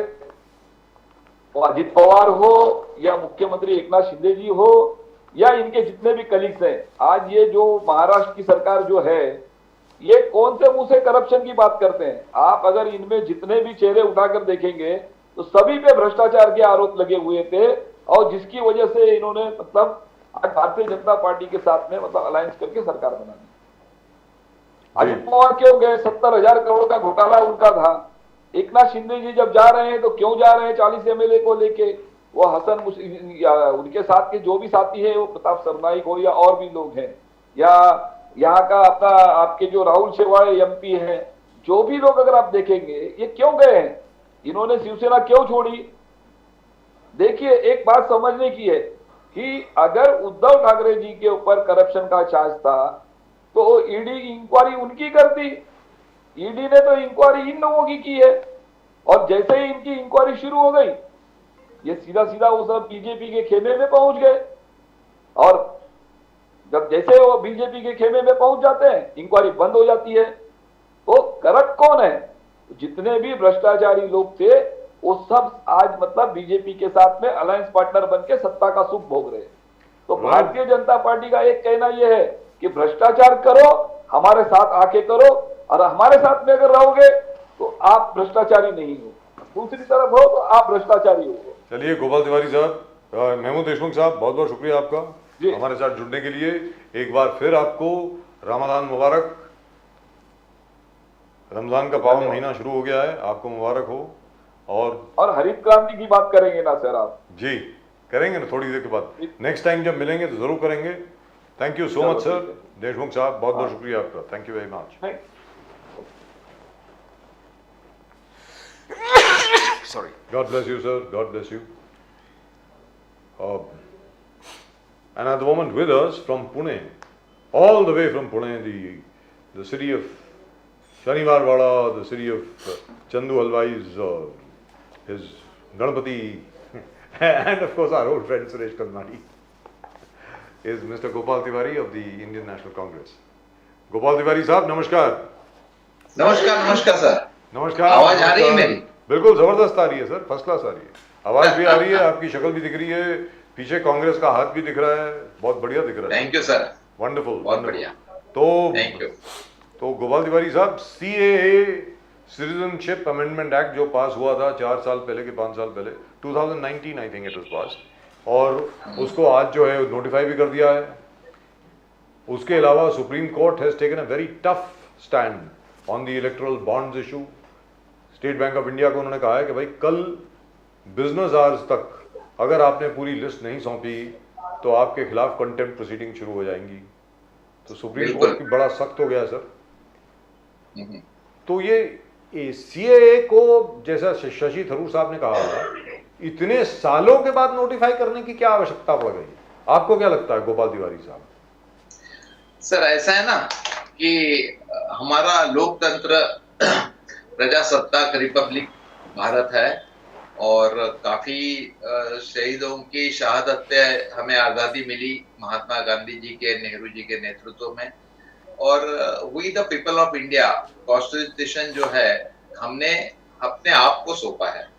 तो ये 18th लोकसभा को हम सामने जा रहे हैं, और लोकतंत्र के 4 खंबे है, पिलर है सर। एडमिनिस्ट्रेशन है, पब्लिक रिप्रेजेंटेटिव है जो 5 साल के लिए जनता चुनती है, जो 2 और है, मतलब एडमिनिस्ट्रेटर के ऊपर आईएएस आईपीएस, वो भी काफी बड़ी तनख्वाह लेते हैं, फैसिलिटी लेते हैं, उनके ऊपर भी लोकतंत्र बचाने की जिम्मेदारी बनती है। वो भी कोई गलत काम ना करे, गलत काम ना सुने। 5 साल के आए जो मिनिस्टर है, उनका कोई भी गलत काम, वो कोई भी पार्टी का हो, तो एडमिनिस्ट्रेशन आईएएस आईपीएस जो ओथ लेते हैं, और आप तो उनका रुतबा भी पूरे समाज में, सोसाइटी में आप सब जानते हैं कि कितना पावर है उनके पास, collector, commissioner, IPS, IAS. Third one जो है, जो जस्टिस कोर्ट है सर, न्यायालय, और चौथा है जो मीडिया है। जो मीडिया, आप जैसे मीडिया सही सत्य वास्तवता पर पत्रकारिता जो बताती है, फैक्चुअल और बोल्ड निरपेक्ष पत्रकारिता जो समाज को सच का आईना दिखाती है। तो ये सब होते हुए हमारी अमृत महोत्सव हमने 75वीं साल की अभी बहुत धूमधाम से मनाया सर। घर घर तिरंगा लहरा है। लेकिन तिरंगे के पीछे की जो राजनीति है, जो महात्मा गांधी की लोक राज्य की जो एक उनकी अपेक्षा थी, वो मॉडल था, वो अपनाने में हम कितने साबित हुए हैं। और क्या हुआ है, लॉ मेकर जाके बैठते हैं 5 साल के लिए और सिर्फ नई संसद या ये बात तो ठीक है सर, ये तो सबको मालूम है तिवारी जी। हाँ सर, हाँ तिवारी जी, ये तो सबको मालूम है, और खास करके आप जैसे लोग जितने भी हैं और बाकी जितने भी एमपीज हैं, एमएलएज हैं, कॉरपोरेटर्स हैं, पॉलिटिक्स में जो भी लोग हैं, उन सबको मालूम है। मैं आपसे पूछना चाहता हूं, जो नागरिक अधिनियम कानून जो अभी नोटिफाई हुआ है, आज इनको नोटिफाई करने की क्या जरूरत पड़ गई? ये तो बहुत पहले का पास हुआ है, बहुत पहले। उसको तो 2 साल के अंदर कर देना चाहिए था, 1.5 साल में कर देना चाहिए था। तो क्या चुनाव के आने की वजह से क्या भारतीय जनता पार्टी को ये लग रहा है कि सीएए को अगर हमने पास कर दिया तो हो सकता है कि उनके वोट का कंसोलिडेशन हो जाएगा, उनको और वोट मिल जाएंगे? ऐसा है क्या तिवारी जी? देखो, जब आजादी मिली थी तो हिंदू मुस्लिम जो भारत में रहना चाहते थे रह गए। अभी ये दुनिया के कहां से ढूंढ के हिंदू लाएंगे जो 75-70 साल भारत में है नहीं। और इसके ऊपर काफी आंदोलन हुआ सर, आप जानते हैं JNNU में कई विद्यार्थियों का मतलब बहुत बड़ा आंदोलन हुआ था, तब उन्होंने ठंडे बस्ते में डाल दिया था। और मतलब इनकी कथनी करने में बहुत फर्क है, इनकी नियत साफ नहीं है।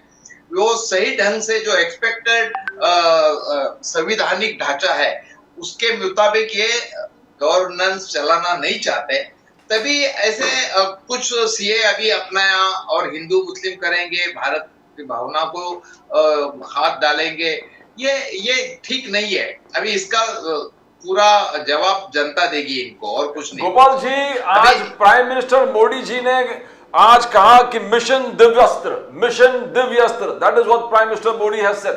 प्राइम मिनिस्टर मोदी जी ने आगे जाके कहा कि ये मिशन दिव्यास्त्र का टोटल वुमन सेंटर्ड था, वुमन हेड था। ये पूरे DRDO MRV टेक्नोलॉजी जिस प्रकार से 7000 किलोमीटर तक हमारे मिसाइल जाकर, और उसके अंदर ही अलग अलग क्लस्टर होगा कि एक मिसाइल में और भी अलग अलग डिस्ट्रक्टिव जो है फोर्सेस है उसमें शूट होकर निकले। यानी एक रेवोल्यूशनरी जिस प्रकार से ने कहा, ऐतिहासिक जो एक सिस्टम हमने डेवलप कर दिया है, मिशन दिव्यास्त्र ICBM। तो क्या वी आर टेकिंग, जैसा मोदी साहब कह रहे हैं, we are taking a quantum jump, एक जबरदस्त जंप हमने ले लिया है गोपाल जी। वहां टेक्नोलॉजी इज कंसर्न्ड, अभी ऑलरेडी उनका रिपोर्ट कार्ड में 5th बिगेस्ट इकोनॉमी क्लियर कर दिखता है कि हम 5वें स्थान पर है। अभी हमने डिजिटल रेवोल्यूशन कर दिया है, हमने आर्टिकल 370 एप्रोगेशन किया है, हमने राम मंदिर बना दिया है, अद्भुत चीज जो है, हर चीज आप अभी नोटिफाई भी कर दिया CA।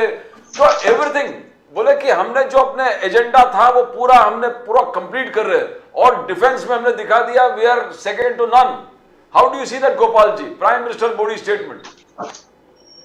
देखो, ये DRDO सैटेलाइट ये डेवलप करने में नींव किसने रखी सर? पंडित जवाहरलाल नेहरू, इंदिरा जी, इन्होंने ये सब लिखी। तब उन्होंने जाके अपने डॉक्टर अब्दुल कलाम आजाद जैसे मतलब प्रेसिडेंट बने, साइंटिस्ट बने। और आज का DRDO में जो संघ का जो हनी इसमें पकड़ा गया, प्रदीप कुरुनकर, वो तो पूरी की पूरी जानकारी पाकिस्तान को दे रहे हैं। उसके बारे में क्या कर रहे हो आप? पुलवामा में जो अटैक हुआ है वो देवेंद्र सिंह कहाँ है, जो जिसके साथ 2 आतंकवादी दिल्ली विधानसभा इलेक्शन के पहले पकड़े गए थे? ये क्या हो रहा है? आप कुछ गुमराह कर रहे हैं देश को। ये बड़े बड़े सपना दिखाना बंद करो। ये जो दिखा पा रहे हैं, जो कंप्यूटर से डिजिटलाइजेशन से लेके हर एक की नींव किसने रखी थी? अरे भाई, राजीव जी ने जब ATM चालू किया तो बीजेपी ने बंद किया था, उसका धरना दिया था। ये तो कंप्यूटर को बैलगाड़ी में लेके उसके खिलाफ आंदोलन किए थे। और आज आप डिजिटल इंडिया का ढोल बजा रहे हो। और DRDO और इसके चांद्रयान का सबसे पहले प्रयास किसने किया? तो ये हवा की बातें कर रहे हैं और कुछ नहीं, इनके पास तथ्य नहीं है।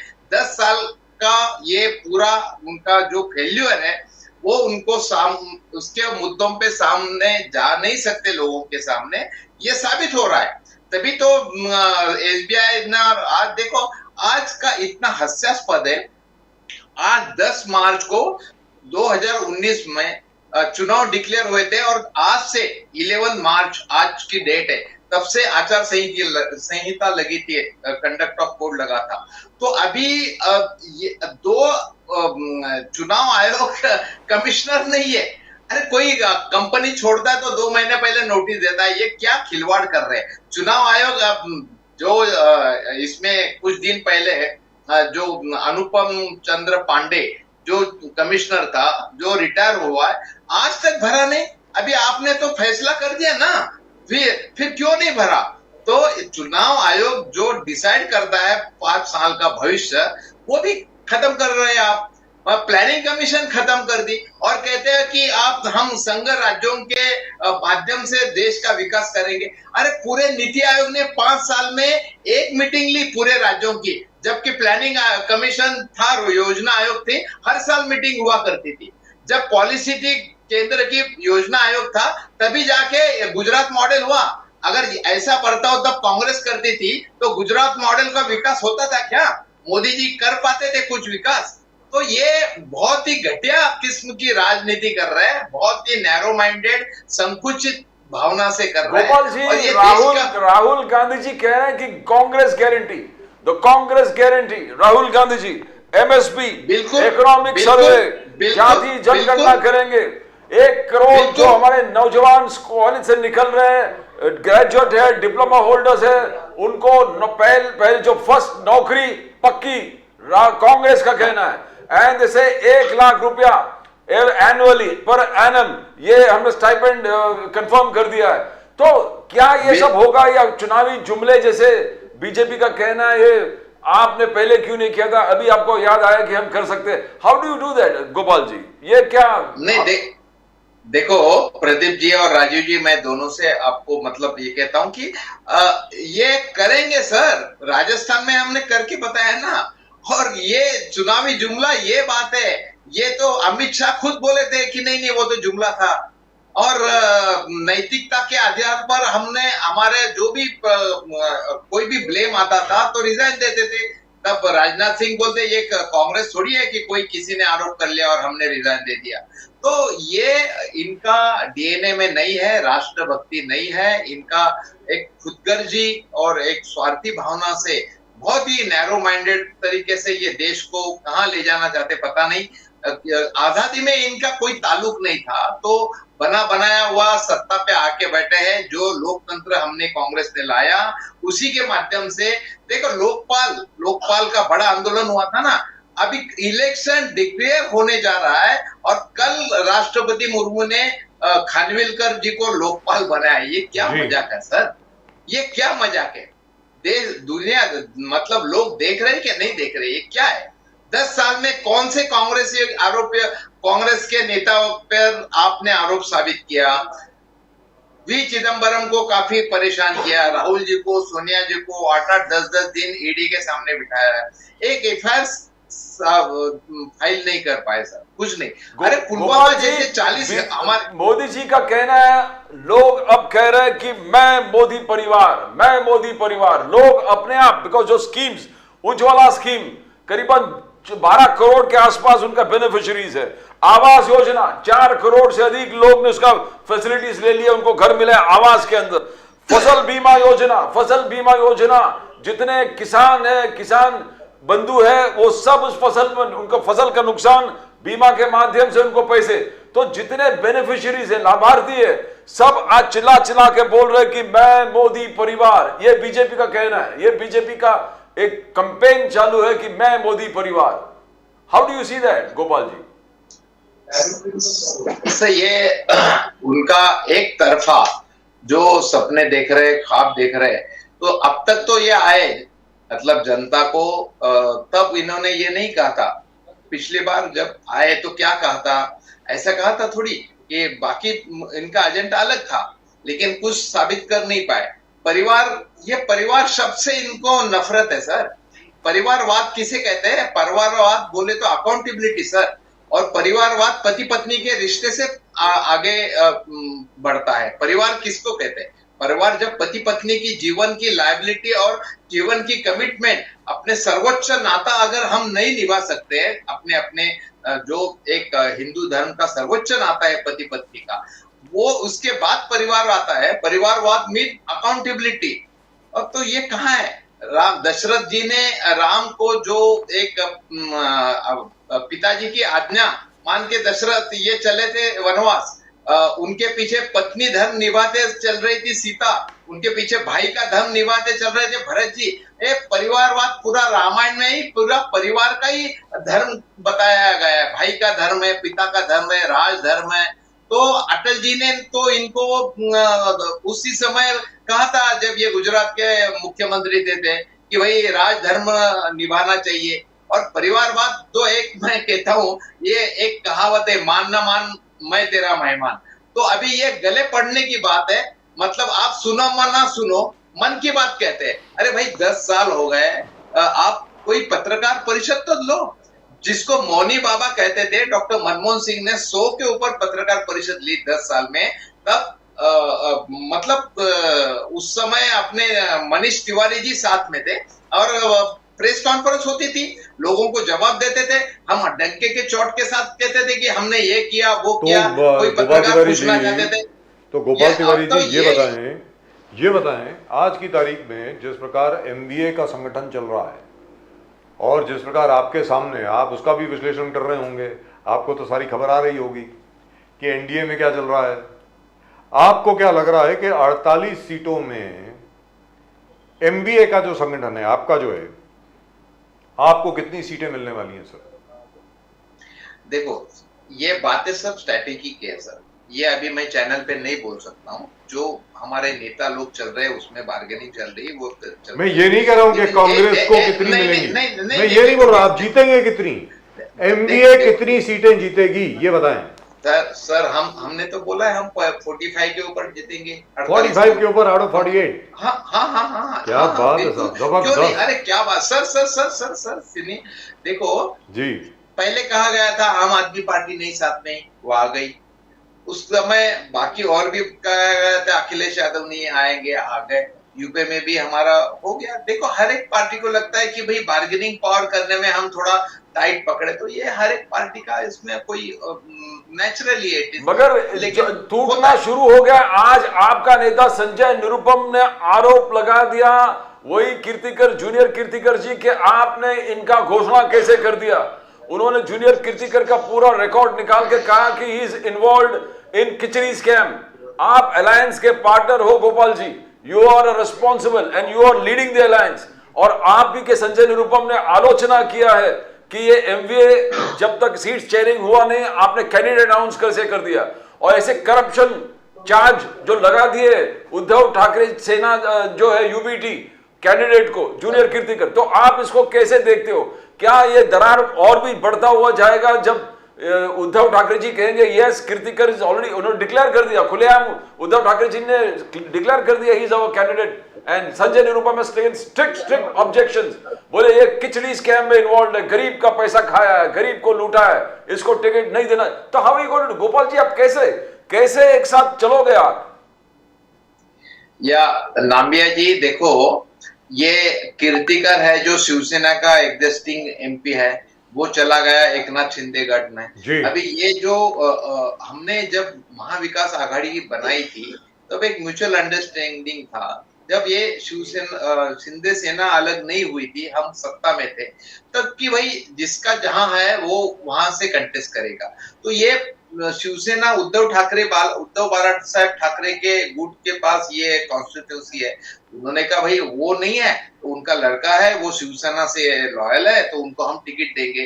तो ये सब छानबीन होंगी ना सर, ऐसा नहीं कि भाई कोई अगर कोई आरोप करता है तो आरोप करने वाले करे, लेकिन छानबीन होके हम देंगे, कैंडिडेचर देंगे। लेकिन उनके पाले में वो सीट है, उनके पाले में सीट है सर। वो तो वो उद्धव ठाकरे ने किया डिक्लेयर, कांग्रेस ने तो नहीं किया ना भी ऐसा। कांग्रेस ने नहीं किया। लेकिन यहाँ पर आपसे जो मैंने सवाल पूछा पहले वो शायद आप भूल गए कि सुप्रीम कोर्ट ने जो इलेक्टोरल बॉन्ड्स पर बड़ा सख्त रुख अपनाया है, और आज इसके बावजूद कि सामने से स्टेट बैंक ऑफ इंडिया की तरफ से हरीश साल्वे साहब और आदरणीय सम्मानीय सॉलिसिटर जनरल तुषार मेहता साहब, उन दोनों की तरफ से बड़ी दलीलें दी गई कि साहब टाइम दे दीजिए, जून तक का टाइम दे दीजिए, सुप्रीम कोर्ट ने एक नहीं सुनी, सुप्रीम कोर्ट ने कहा कि भाई कल तक हमें लिस्ट चाहिए, दैट्स इट। और अगर आप नहीं देते हैं तो be prepared for contempt charges against you and other criminal charges. तो इसको आप कैसे देखते हैं सर? सर आज हमने इंडिया फ्रंट ने आज पूना के सबसे मेन एसबीआई के सामने हमने प्रोटेस्ट किया आज ही, और हमने कई जगह हम कर रहे हैं। तो ये एसबीआई है, नेशनलाइज बैंक है, इन्होंने अपना उत्तरदायित्व समझना चाहिए जी। और इन्होंने देना चाहिए। क्या पता हम उनको क्यों फिर राष्ट्रद्रोही ना कहे, क्यों वो पैसा कहां से आए, वो एंटी कंट्री कुछ यूज हो रहा था क्या, देने में क्या फायदा? मतलब देखो डिजिटल बैंकिंग होने के बाद वो भी समझ सकते हैं, लेकिन उसमें चुनाव आयोग ने भी कोर्ट ने उनको भी लताड़ लगाई कि उन्होंने क्यों नहीं फॉलो करके लिया, ये भी है। तो उनको देना चाहिए। ये मोदी सरकार उद्योगपतियों के दलाली पे काम करने वाली सरकार है। ये देश को, जनता को, मतलब उनके लिए काम करने वाले नहीं है, अपने चंद मित्रों के लिए इलेक्शन फंड ले लो, उनको मर्जी चाहे पॉलिसी बनाओ। आज एक्सपोर्ट बंद किया, बंद करो, कल एक्सपोर्ट ओनियन चालू किया, चालू करो, परसों वापस बंद किया। अरे क्या खिलवाड़ है, क्या है? देश चला रहे या मजाक कर रहे यार ऐसे? और आप कर्जा चौगुना हो गया सर, क्या बात कर रहे हैं गोपाल जी? आप एलिगेशंस हमेशा गोपाल जी आप कहते हो कि बीजेपी मोदी तानाशाह है, डिक्टेटर है, टोटलिटेरियन तरीके से सरकार चला रहा है, ऑटोक्रेटिक तरीके से सरकार चला रहा है, that is your accusation. But BJP ने एक लिस्ट लिया जब 90 times 90 times you have destroyed elected governments, आपने बर्खास्त कर दिया इलेक्टेड गवर्नमेंट्स को। तो कहते कि आप बोल रहे डिक्टेटरशिप, मगर सबसे बड़े डिक्टेटरशिप आप कर रहे थे, Congress was doing it. 90 times you have dismissed elected governments, Gopal ji. How are you going to justify? नहीं, देखो आज भी कई लोग गए ना कोर्ट में, तो फिर अगर ऐसा कुछ होता तो ये अपोजिशन वाले क्यों नहीं जाते थे कोर्ट में? गए नहीं ना। अरे भाई सिस्टम में अगर भ्रष्टाचार है तो कहने की और वो उसको मतलब सर्च करने की, उसको बोलने की हिम्मत भी तो चाहिए ना। जब अपोजिशन चुप बैठा था तब आखिर खुद राजीव गांधी को खुद को कहना पड़ा कि भाई ये दुष्काल अकाल के काम पे हम जो पैसा भेजते हैं और सही ढंग से वहां तक नहीं पहुंचता है, तब ये चुपचाप बैठे थे।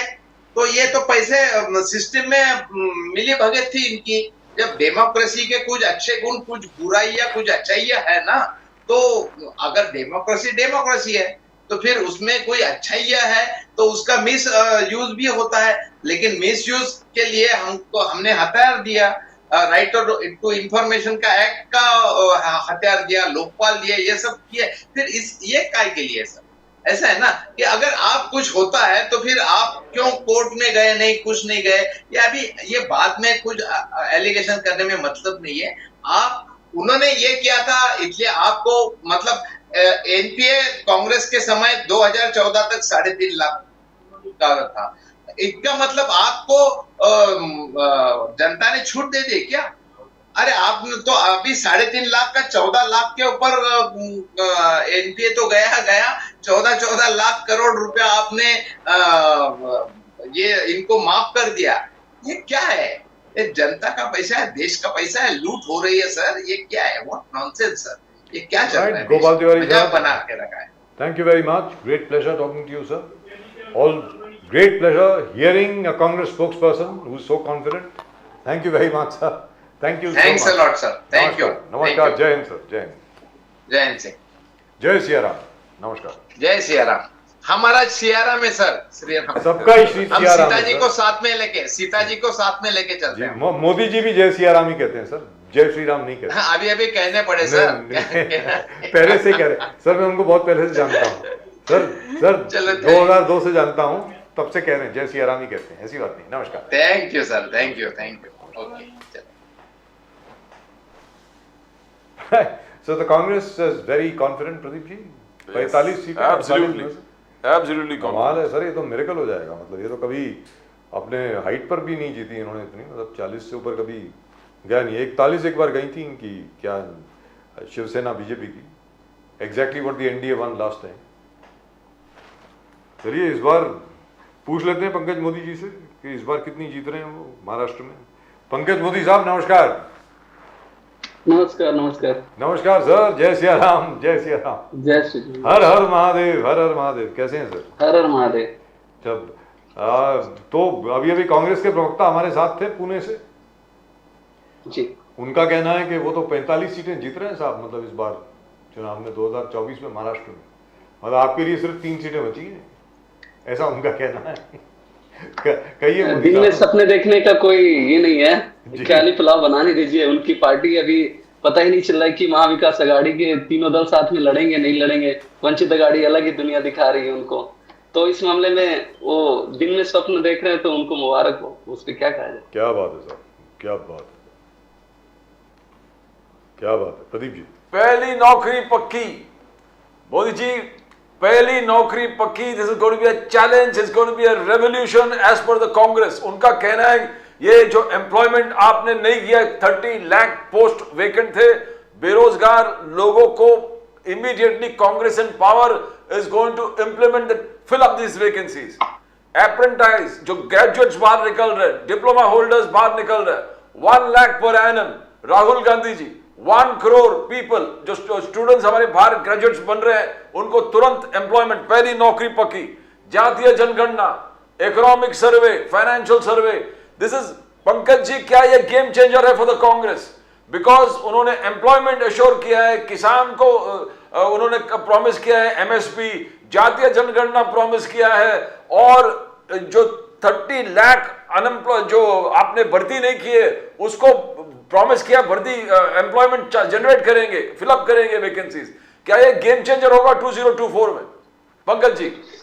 मैं पहले भी बोल चुका हूं, फिर से दोबारा इस बात को बोलना चाहूंगा कि राहुल गांधी और कांग्रेस पार्टी ने केजरीवाल को अपना गुरु मान रखा है, और उसके जिस तरह झूठे झूठे वादे थे, जिस तरह से वो झूठे जनता के बीच में भ्रम फैलाकर वो सत्ता में आए थे, वही चीजें वो आज कांग्रेस कोशिश कर रही है। कर्नाटक में भी वही उन्होंने किया, भले वो सत्ता में आ गए लेकिन बाद में इंप्लीमेंट करना बहुत उनको डिफिकल्ट हो रहा था। तो मैं ये कहना चाहूंगा कि जिस तरह से वो बोल रहे हैं कि डिप्लोमा धारकों को वो 1 लाख रुपया देंगे, तो ये वो दिन में स्वप्न दिखाने के बराबर जैसा ही है। हर सालाना जी सालाना बोल रहे हैं। तो एक और बात मैं बोलना चाहूंगा कि अभी जिस तरह से उन्होंने देश को जातियों में बांटने की कोशिश की है, और उन्होंने कहा है कि जातीय जनगणना जरूरी है, तो उन्होंने तो भी पहले जातीय जनगणना करवाई थी, तो उन्होंने क्यों नहीं सार्वजनिक किया था? तो ये उन्होंने देख रखा है कि अब वो सत्ता में आने वाले तो है नहीं, तो उन्होंने झूठे वादे शुरू कर दिए, और उसी किसी तरह से हिंदुओं में विभाजन हो, हिंदू जात धर्म के नाम पर बटे, इसके लिए उन्होंने जातीय जनगणना की बात शुरू कर दी है। क्योंकि वो देख रहे हैं कि मोदी के नेतृत्व में पूरा हिंदू समाज जाति वर्ग से एक हटकर एक हिंदू की तरफ अपने आप को देख रहा है। वो मानते हैं, वो आपकी बात बिल्कुल मानते हैं। वो लोकसभा चुनाव के अंदर जातीय समीकरण अप्लाई नहीं करते। सर आपको आवाज आ रही है? जी अभी आ रही है। जातीय समीकरण जो होते हैं वो ज्यादातर मोदी जी के आने के बाद लोकसभा चुनाव में अप्लाई नहीं होते, क्योंकि मोदी जी की वजह से क्या है, बिल्कुल कंसोलिडेशन हो गया है, जिस मर्जी जात का हर कोई मोदी को वोट करता है, सीधी बात है। लेकिन स्टेट इलेक्शन में इसका बहुत प्रभाव पड़ता है, नंबर 1। नंबर 2, हाल ही में जो मराठा एजिटेशन अभी हुई, उसको लेकर के ये बात सामने आई कि भाई जब तक के असल में मराठा कौन है, नंबर 1।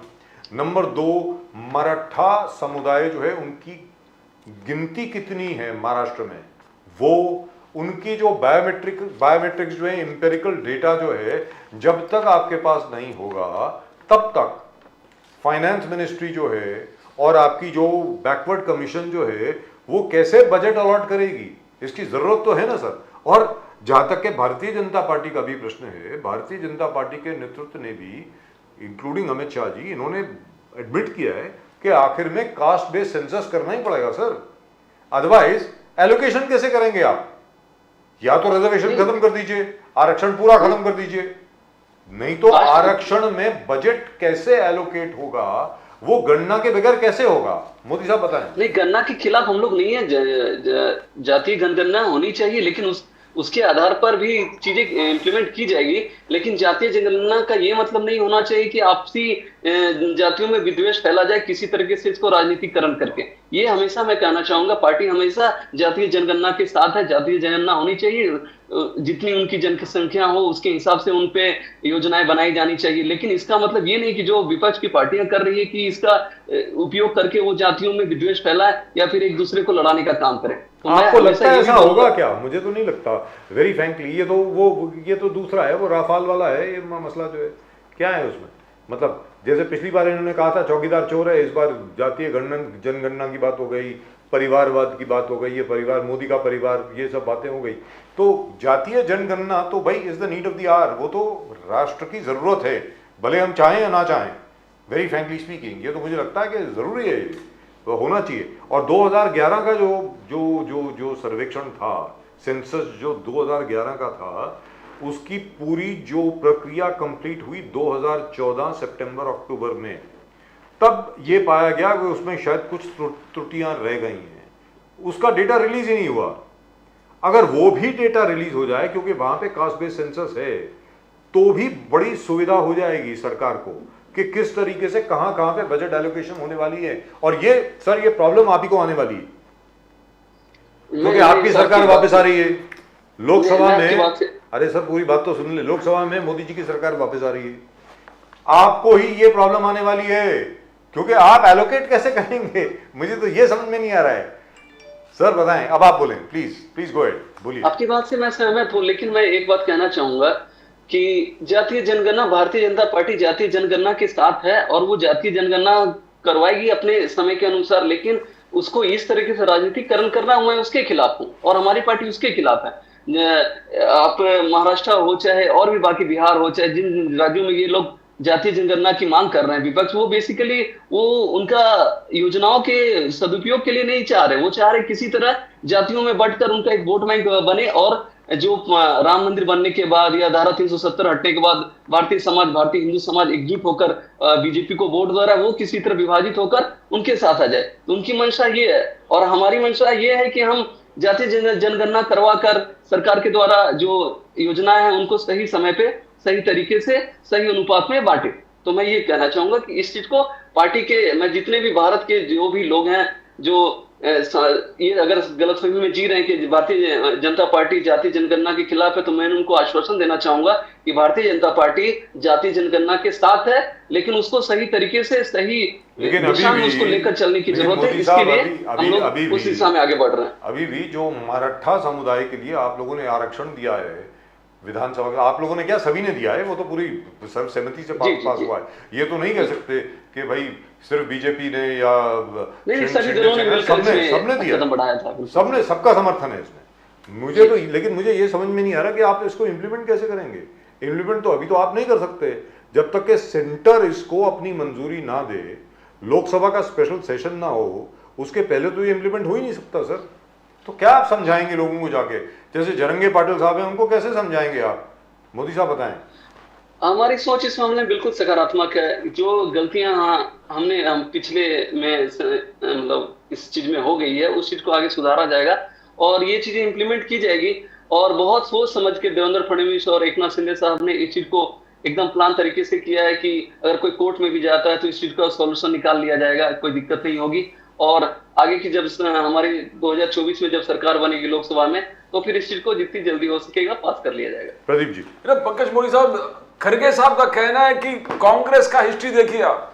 खड़गे साहब का कहना है कि कांग्रेस का हिस्ट्री देखिए, वी हैव गॉट हरित क्रांति, सफेद क्रांति इस देश में हमने लाया, हरित क्रांति लेके आए, कंप्यूटर क्रांति हमने लेके आए, हमने फूड सिक्योरिटी इंट्रोड्यूस किया लोगों के लिए, मनरेगा हमने किया, एजुकेशन को उस लेवल तक पहुंचा दिया।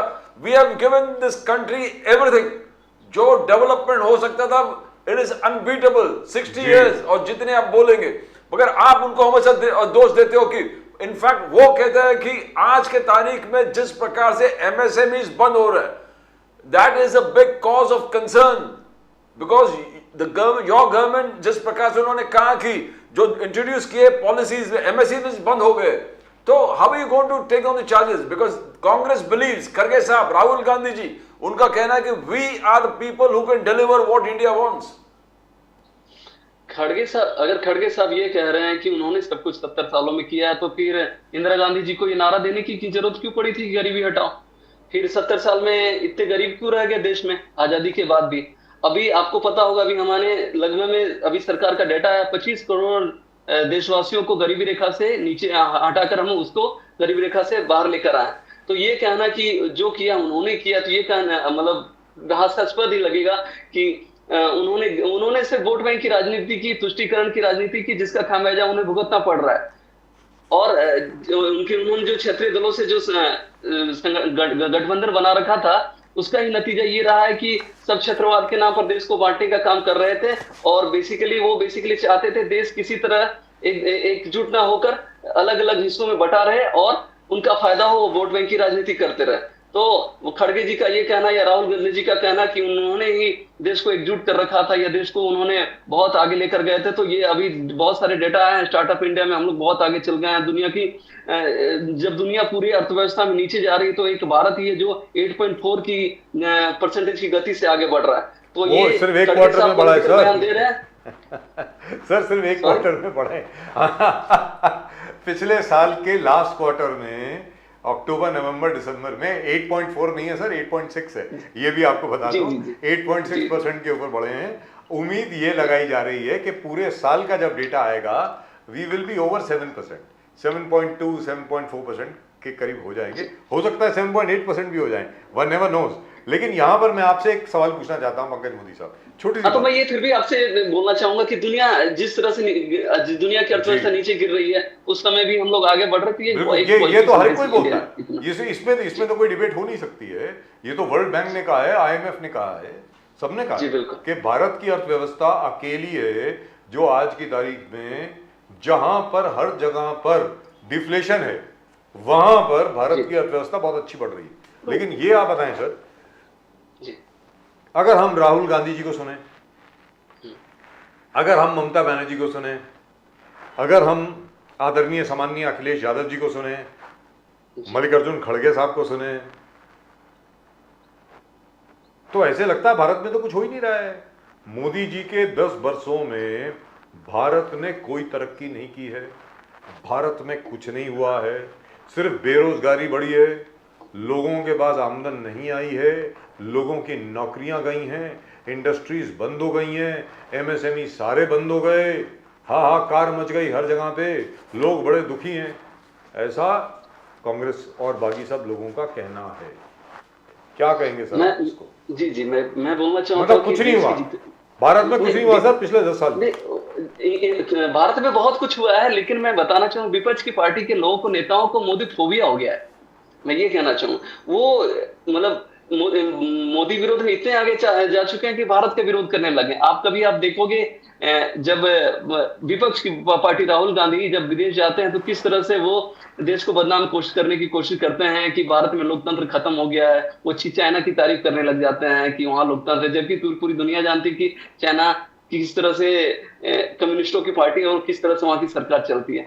उसके बावजूद भी, या फिर जिस तरह से अभी अब बंगाल में देख रहे हैं तृणमूल कांग्रेस किस तरीके से मुसलमानों को तुष्टीकरण करने के लिए किस हद तक पहुंच चुकी है।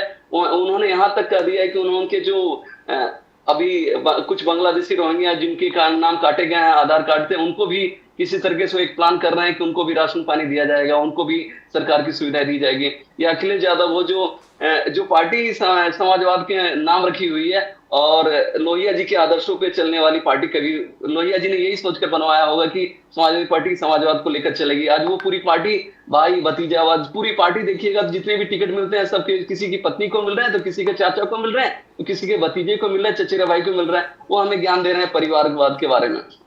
राहुल गांधी जी भर्ती भरोसा तो दे ही रहा है, भर्ती भरोसा दे रहा है, पहली नौकरी पक्की, जो पेपर लीक से मुक्त, क्रैक इकोनॉमी, मतलब सामाजिक सुरक्षा, युवा रोशनी, एक नया स्कीम राहुल गांधी जी लेके आ रहे हैं। 5,000 करोड़ स्टार्टअप फंडिंग युवाओं के लिए, जो स्टार्टअप इंट्रोड्यूस करेंगे 40 साल से भीतर, वो लोग जो इनोवेटिव है, इनोवेशन करना चाहिए स्टार्टअप्स के माध्यम से। राहुल गांधी जी कह रहे हैं कि we India alliance will guarantee युवा रोजगार, स्टार्टअप फंड्स। बोले कि आपने एक गलती किया अग्निवीर में यूथ को, जो युवा है उनको अच्छा नहीं लगा। किसको अच्छा लगा? अडानी जी को अच्छा लगा। बिकॉज आप सैनिक के पेंशन खत्म करना चाहते हैं, आप सैनिक के कैंटीन समाप्त करना चाहता है, ये पूरे पैसे जो बचा मीन सेव करेंगे वो अडानी जी को उसमें। तो कैसे अडानी जी को जोड़ जोड़ के जिस प्रकार से राहुल गांधी जी, मल्लिकार्जुन खड़गे ने आपको कटघरे में खड़े कर दिया पंकज जी, तो कैसे कैसे कन्विंस करोगे लोगों को आप? हाँ, मैं बोलना चाहूंगा, अडानी जी की बार बार वो बात करते हैं, जरा कभी अपने कांग्रेस की जो हाल फिलहाल बनी है उनकी सरकार तेलंगाना में, जरा उनके चीफ मिनिस्टर से वो पूछते नहीं कि उन्होंने अडानी के साथ कैसे उन्होंने अभी डील की है।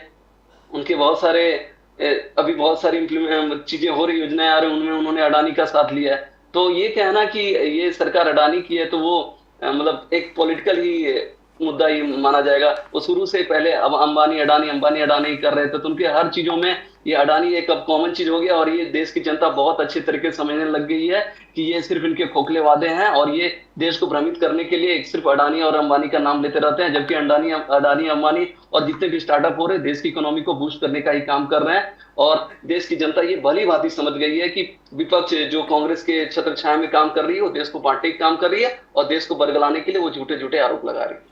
पंकज जी, आज जिस प्रकार से ट्रिपल इंजन सरकार ने कोस्टल रोड है उसका पार्शियल इनॉग्रेशन आज कर दिया, open to traffic, and people have already started utilising it, yes.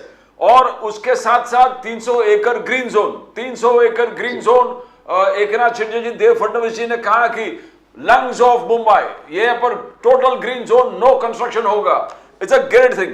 Eight the same time Uddhav ji का करप्शन उन्होंने हाईलाइट कर दिया, देवेंद्र फडणवीस जी ने, कि कैसे हर चीज में रोड़ा डाल रहे थे, जो डेवलपर्स थे उनको हर स्टेप पे परेशान कर रहे थे कि ये रेट पर खुदाई होगा, ये रेट पर ये इसको कॉन्ट्रैक्ट दे दो, ये रेट पर उसको। तो ये एक एक्सटॉर्शन चल रहा था उनका, देवेंद्र फडणवीस जी का कहना। तो क्या ये हकीकत में आप एक्सपोज कर रहे थे कि काम रुका हुआ था 2.5 साल में, कुछ नहीं हो रहा था, बट एक्सटॉर्शन चल रहा था सरकार के? पंकज जी, एकदम बिल्कुल मैं देवेंद्र फडणवीस जी की इस बात से पूरी तरीके से सहमत हूं। और पूरी देश, महाराष्ट्र की जनता जानती है कि कोविड के टाइम में किस तरह से उन्होंने मिसमैनेजमेंट का कोई एकदम कर रखा था, कोविड के ना कहीं सही व्यवस्था कर रखी थी। जो भी जनता वहां, यहाँ तक कि उद्धव ठाकरे जब चीफ मिनिस्टर थे तो उन्होंने तो यही कह दिया था कि घर में बैठे रहो, आपकी अपनी जिम्मेवारी है कि आप कोविड में कैसे सॉल्व करोगे। और सारे इंफ्रास्ट्रक्चर के काम बंद हो रखे थे, उनके जितने भी आज देखोगे मिनिस्टर थे या फिर उनके मेयर थे, वो सब आज ईडी के चक्कर क्यों लगा रहे? क्योंकि उन्होंने बहुत सारे घोटाले कोविड के टाइम में किए थे। 2.5 साल की उनकी पूरी सरकार जो थी पूरी करप्शन में लिप्त थी और बहुत सारे प्रोजेक्ट जो ऑलरेडी बीजेपी ने शुरू किए थे देवेंद्र फडणवीस के मुख्यमंत्री कार्यकाल में, सबको उन्होंने अड़ंगा डालने की कोशिश की। लेकिन मोदी जी, पंकज मोदी साहब, जब ये बात भारतीय जनता पार्टी के किसी भी प्रवक्ता से की जाती है, सॉरी कांग्रेस के या शिवसेना के यानी उद्धव ठाकरे सेना के किसी भी प्रवक्ता के सामने जब ये बात रखी जाती है तो ये कहते हैं कि सुप्रीम कोर्ट ने तारीफ करी महाराष्ट्र सरकार की, जिस प्रकार हम लोगों ने कोविड का मुकाबला किया। वर्ल्ड हेल्थ ऑर्गेनाइजेशन ने तारीफ करी, जिस प्रकार हम लोगों ने कोविड का मुकाबला किया। और तो और छोड़िए, जो डॉक्टर के पॉल के नेतृत्व में एक कोविड एक्शन कमेटी बनाई गई थी केंद्र सरकार द्वारा, उन्होंने तारीफ करी उद्धव ठाकरे सरकार की। धारावी मॉडल जो था वो हर जगह पर दिखाया गया कि कोविड से ऐसे लड़ा जाता है। अब इसके बारे में क्या कहेंगे साहब, ये बताएं। नहीं, देखिए, ये कहना कि उन्होंने काम, तो ये देश की, मैं महाराष्ट्र की जनता से, कभी आप रास्ते पे चलते हैं कि पत्रकारों को अपने भेजिएगा और उनसे जरा डिस्कस कीजिएगा कि कोविड के टाइम में क्या स्थिति थी। आप लोग भी अपने दिल पे हाथ रख के पूछिएगा कि महाराष्ट्र में किस हिसाब से मिसमैनेजमेंट हुआ था कोविड के टाइम में। वो तो केंद्र सरकार यूपी से ज्यादा अच्छा था, यूपी से तो ज्यादा अच्छा था। उत्तर प्रदेश में हम सब लोगों ने देखा गंगा किनारे कितनी लाशें थी, पता नहीं 1000 लाशें थी कि 1200 लाशें पड़ी हुई थी। यूपी से तो ज्यादा अच्छा था सर महाराष्ट्र उस वक्त। हाँ, उसमें कोविड सेंटर बनाने में, जो बाकी सब चीजें थी, लोगों के कफन तक लाने में, जो कोविड के ग्लव्स थे, बाकी सब चीजें थी, उसमें करप्शन जरूर हुआ होगा। इसकी वजह से आज घोटाले तो हुए थे। आज सब लोग चक्कर लगा रहे पुलिस और ईडी के। अरे भाई, उसमें तो इन्वेस्टिगेशन चल रही है ना। लेकिन ये मत कहिए कि कोविड ठीक तरह मैनेज नहीं हुआ महाराष्ट्र में। महाराष्ट्र में इनफैक्ट ये कहा गया, आदरणीय सम्माननीय हमारे जो अरविंद केजरीवाल जी हैं, वो आज तक बोलते हैं कि हम लोगों ने तो महाराष्ट्र से सीखा है किस प्रकार कोविड का मुकाबला करना है। और तो और छोड़िए, यहां तक कि कर्नाटक में आपकी सरकार थी, आपकी सरकार थी कर्नाटक में, उन्होंने भी कहा कि we are looking at the Maharashtra model. Sir बोलिए, अब आप बोलिए। मैं बोलूंगा अरविंद केजरीवाल हो चाहे, अरविंद केजरीवाल के बारे में क्या ही बोला जाए, चोर चोर मौसेरे भाई। आप जब कोविड पीक पे था फर्स्ट वेव में, अगर आपने देखा होगा तो उन्होंने बसों से अनाउंसमेंट करवा कर लोगों को, जितने मजदूर थे उनको भेजा कि बस की तैयारी की गई है, जो अपने गांव जाना चाहते हैं वहां जाएं। जबकि केंद्र सरकार का ये आदेश था कि जो जनता जहां है वहीं पर कोविड के टाइम में रहे। और वही सेम स्थिति अपने महाराष्ट्र में देखा हो, बांद्रा स्टेशन पे जितने भी बेचारे कामगार थे या मजदूर थे, उनको किसी तरह बुला लिया गया कि ट्रेन है यहाँ से यूपी बिहार एमपी जाने की ट्रेनें खुल रही है। और जिस तरह से भीड़ें हुई और फिर लोग कोविड को विकराल रूप देखने को मिला, उसका श्रेय तो लोग आपको देते हैं। ये कहते हैं कि आप लोगों ने जान करके ये रूमर फैलाया था, ये कहा जाता है। नहीं, तो जनता ये जानती है कि रूमर किसने फैलाया था। अरविंद केजरीवाल की दिल्ली सरकार और महाराष्ट्र में उद्धव ठाकरे की सरकार ने दो जगह मिसमैनेजमेंट का ज्यादा केस देखने को मिला होगा, बाकी सब जगह लेकिन लोग पैदल चल के गए सर पैदल चल के गए, यूपी तक, बिहार तक, मध्य प्रदेश तक लोग पैदल चल के गए। तो मैं बोलना चाहूंगा, यहाँ पर लोगों ने उसको बहुत गलत तरीके से अफवाह फैलाई, तो बेचारे मजदूर लोग को जाना पड़ा। वो नहीं तो अगर यहाँ की सरकार बहुत अच्छे से उनको आश्रय देती, अच्छे से समझाती और अच्छे से खाने पीने की व्यवस्था कर देती, तो कोई कहीं नहीं जाते। तो ये तो मैं बोलूंगा कि उन्होंने बहुत अफवाहें फैलाकर। लेकिन मध्य प्रदेश में तो आपकी सरकार थी, मध्य प्रदेश में तो आपकी सरकार थी, बॉर्डर से बाहर निकल रहे हैं तो बहुत अच्छे से उनको ना ये क्वारंटाइन कर रही थी, बहुत अच्छे से रख रही थी। राजस्थान में तो आपकी सरकार थी, नहीं राजस्थान में आपकी सरकार नहीं थी, राजस्थान में कांग्रेस की सरकार थी। मध्य प्रदेश में आपकी सरकार थी, उत्तर प्रदेश में आपकी सरकार थी, तो उत्तर प्रदेश में भी तो मिसमैनेजमेंट हुआ। अगर कोविड के ऊपर अगर हम लोग डिस्कशन करेंगे तो, लेकिन बात ये है, फिलहाल जो सामने बात आती है वो ये है कि आज सुप्रीम कोर्ट ने बड़ा सख्त रुख अपनाया है स्टेट बैंक ऑफ इंडिया के ऊपर कि भाई वो आपने इलेक्ट्रल बॉन्ड की जो अभी तक इन्फॉर्मेशन है वो नहीं दी है। उनको कल तक का टाइम दिया गया है, शाम तक का, कि या तो पूरी इन्फॉर्मेशन दे दीजिए, नहीं तो हम लोग कंटेम्प्ट प्रोसीडिंग स्टार्ट करेंगे आपके खिलाफ। सुप्रीम कोर्ट का रुख जो है बड़ा सख्त है साहब इसको लेकर के। क्या कहना चाहिए? तो सुप्रीम कोर्ट उस मामले में अपना देखेगी कल कैसे करना, वो करेगी उसमें जी। उनके वकीलों ने तो आज कोर्ट में बहुत सारे, हरीश साल्वे जी ने बात की, लेकिन कोर्ट ने अपने अलग तरीका कोर्ट ने एक भी बात नहीं मानी उनकी, वो कोर्ट ने बात नहीं मानी। हरीश साल्वे जी और तुषार मेहता दोनों ने आर्ग्यू किया, लेकिन उन्होंने कहा कि नहीं भाई ये चाहिए। तो अब क्या है, मैं क्यों पूछ रहा हूँ सवाल ये, मैं इसलिए पूछ रहा हूँ सवाल ये कि ऑपोजिशन के आपके नॉन बीजेपी पार्टीज जितनी हैं वो ये कह रही हैं कि भारतीय जनता पार्टी द्वारा शायद हिदायत दी गई होगी स्टेट बैंक ऑफ इंडिया को कि भाई अभी रिवील मत करो। क्या इसमें तथ्य है, कोई सच्चाई है इसमें? नहीं बिल्कुल नहीं। वो एसबीआई अपने तरीके से वो अपना बैंकिंग व्यवस्था के हिसाब से देखिए, उसको बहुत सारी चीजें हैं, उनको समय लग रहा होगा, इसके लिए वो कर रहे हैं। अगर कोर्ट ने आदेश दिया तो कल तक वो करेंगे जमा, इसमें कोई ये बात नहीं। वो अपने डाटा को कलेक्ट कर रहे हैं, अपने कल देंगे। और इलेक्शन कमिश्नर साहब ने क्यों रिजाइन कर दिया साहब? 2 इलेक्शन कमिश्नर अभी है नहीं, सिर्फ एक ही बचे हैं। ये क्या हो गया अभी एकदम सडनली? गोयल साहब ने भी रिजाइन कर दिया चुनाव के एकदम पहले, ये क्या हो गया? अब वो उनकी पर्सनल चीजें, उसमें मैं ये बोलूं कुछ टिप्पणी करूं अच्छा नहीं। अब उसके ऊपर भी बड़ी अटकलें लगाई जा रही हैं, सब लोग बड़ा खुश हो रहे हैं, उछल रहे हैं, देखिए इनको कुछ गलत करने को कहा होगा इसलिए कर रहे हैं, ऐसा उनका कोई व्यक्तिगत या पारिवारिक मामला होगा, उस मामले में टिप्पणी करना मेरे लिए अच्छा नहीं होगा। पंकज जी, आज प्राइम मिनिस्टर मोदी ने एक ऐतिहासिक, उन्होंने कहा कि वो मिसाइल सिस्टम जो डेवलप किया है बहुत ऐतिहासिक है। ये mission Divyastra mission Divyastra 7000 kilometre तक आपका मिसाइल पहुंचेगा दुश्मन, and 10 to 12 warheads already ready है, 10 से 12 warheads ready for strike, ready for war, उस स्टेज पर है। Absolutely warheads are ready, land based missile system है, और इस पूरे टेक्नोलॉजी को इम्प्लीमेंट करने के लिए एक वुमन को जो महिला सशक्तिकरण बोलते हैं, एक वुमन हेडेड प्रोजेक्ट है। This is a woman headed project which India बोलते कि एकदम जबरदस्त revolutionary missile system. And that's great, taking a quantum jump. Modi ji का कहना है कि टेक्नोलॉजी के माध्यम से हमने डिफेंस इंडस्ट्री में एक क्वांटम जंप ले लिया है। पंकज जी। जी बिल्कुल बिल्कुल। अभी एक आपने रामायण में सुनी होगी, राम भगवान ने कहा भय बिन होत न प्रीति, तो वही हालत है।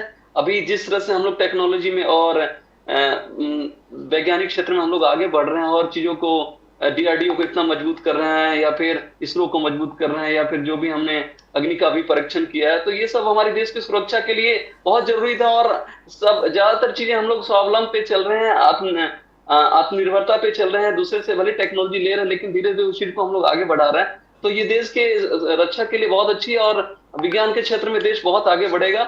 इस चीज के लिए देश की महिलाओं को और खासकर प्रधानमंत्री जी के नेतृत्व का धन्यवाद देना चाहिए कि उन्होंने नारी शक्ति का सम्मान करते हुए चंद्रमा पे भी जब हमारी लैंडिंग हुई थी तो उन्होंने उस शक्ति का पॉइंट का नाम रखा Shiv Shakti.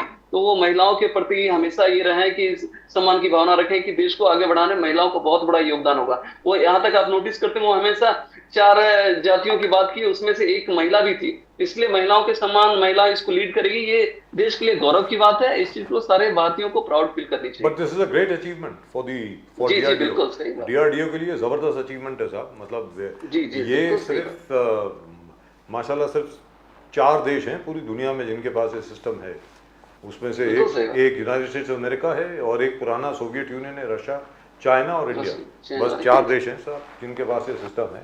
And this is basically a deterrent.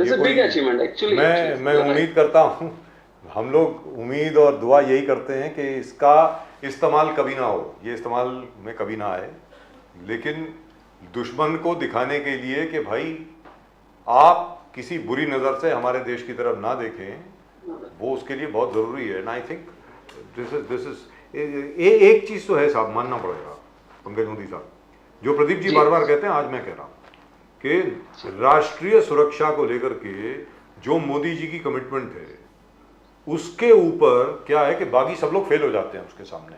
National security को लेकर जिस प्रकार मोदी जी ने अपनी कमिटमेंट दिखाई है वो ज़बरदस्त है। अब इसमें मेरा सिर्फ एक छोटा सा सवाल है आपसे, पता नहीं आप इसका जवाब दे पाएंगे कि नहीं दे पाएंगे, because that concerns government policy.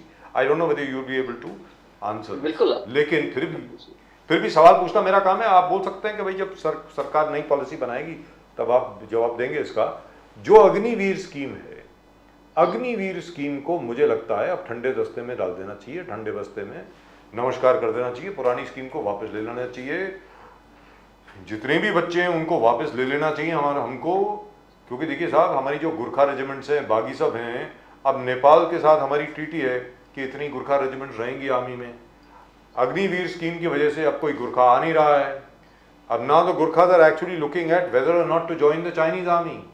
अब अगर वो चाइनीज आर्मी में भी गुरखा चले गए तो साहब यहाँ तो बड़ी मुश्किल हो जाएगी। मुझे ऐसा लगता है कि सरकार को रीविजिट करना चाहिए अग्निवीर स्कीम को, मुझको ऐसा लगता है।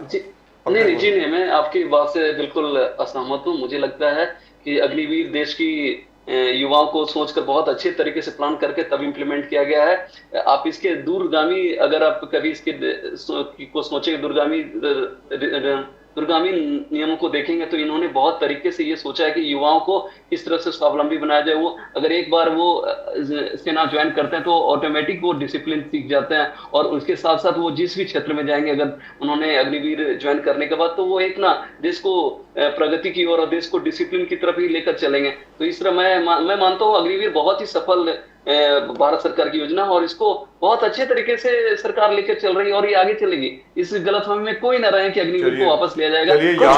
कुछ दिन पहले मोदी जी ने talking about development, you said राष्ट्रीय सुरक्षा, बट मोदी जी ने हाईलाइट कर दिया कि फर्स्ट टाइम इन इंडिया हमने इंट्रोड्यूस किया है, first time in India sea plane introduce किया है। सी प्लेन हमने फर्स्ट टाइम इंट्रोड्यूस किया, गंगा विलास क्रूज, यानी पूरे गंगा से लेके बे ऑफ बंगाल पूरे आपका जबरदस्त तरीके से आप under water metro Modi ji ने कहा this is the first time India is experiencing this and this is what Modi ji.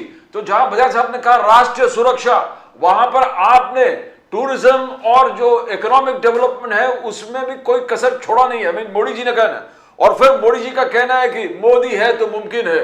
तो ये मोदी है तो मुमकिन है ये फ्रेज ज्वाइन करना, इकोनॉमिक वेलफेयर, इकोनॉमिक डेवलपमेंट, राष्ट्र सुरक्षा।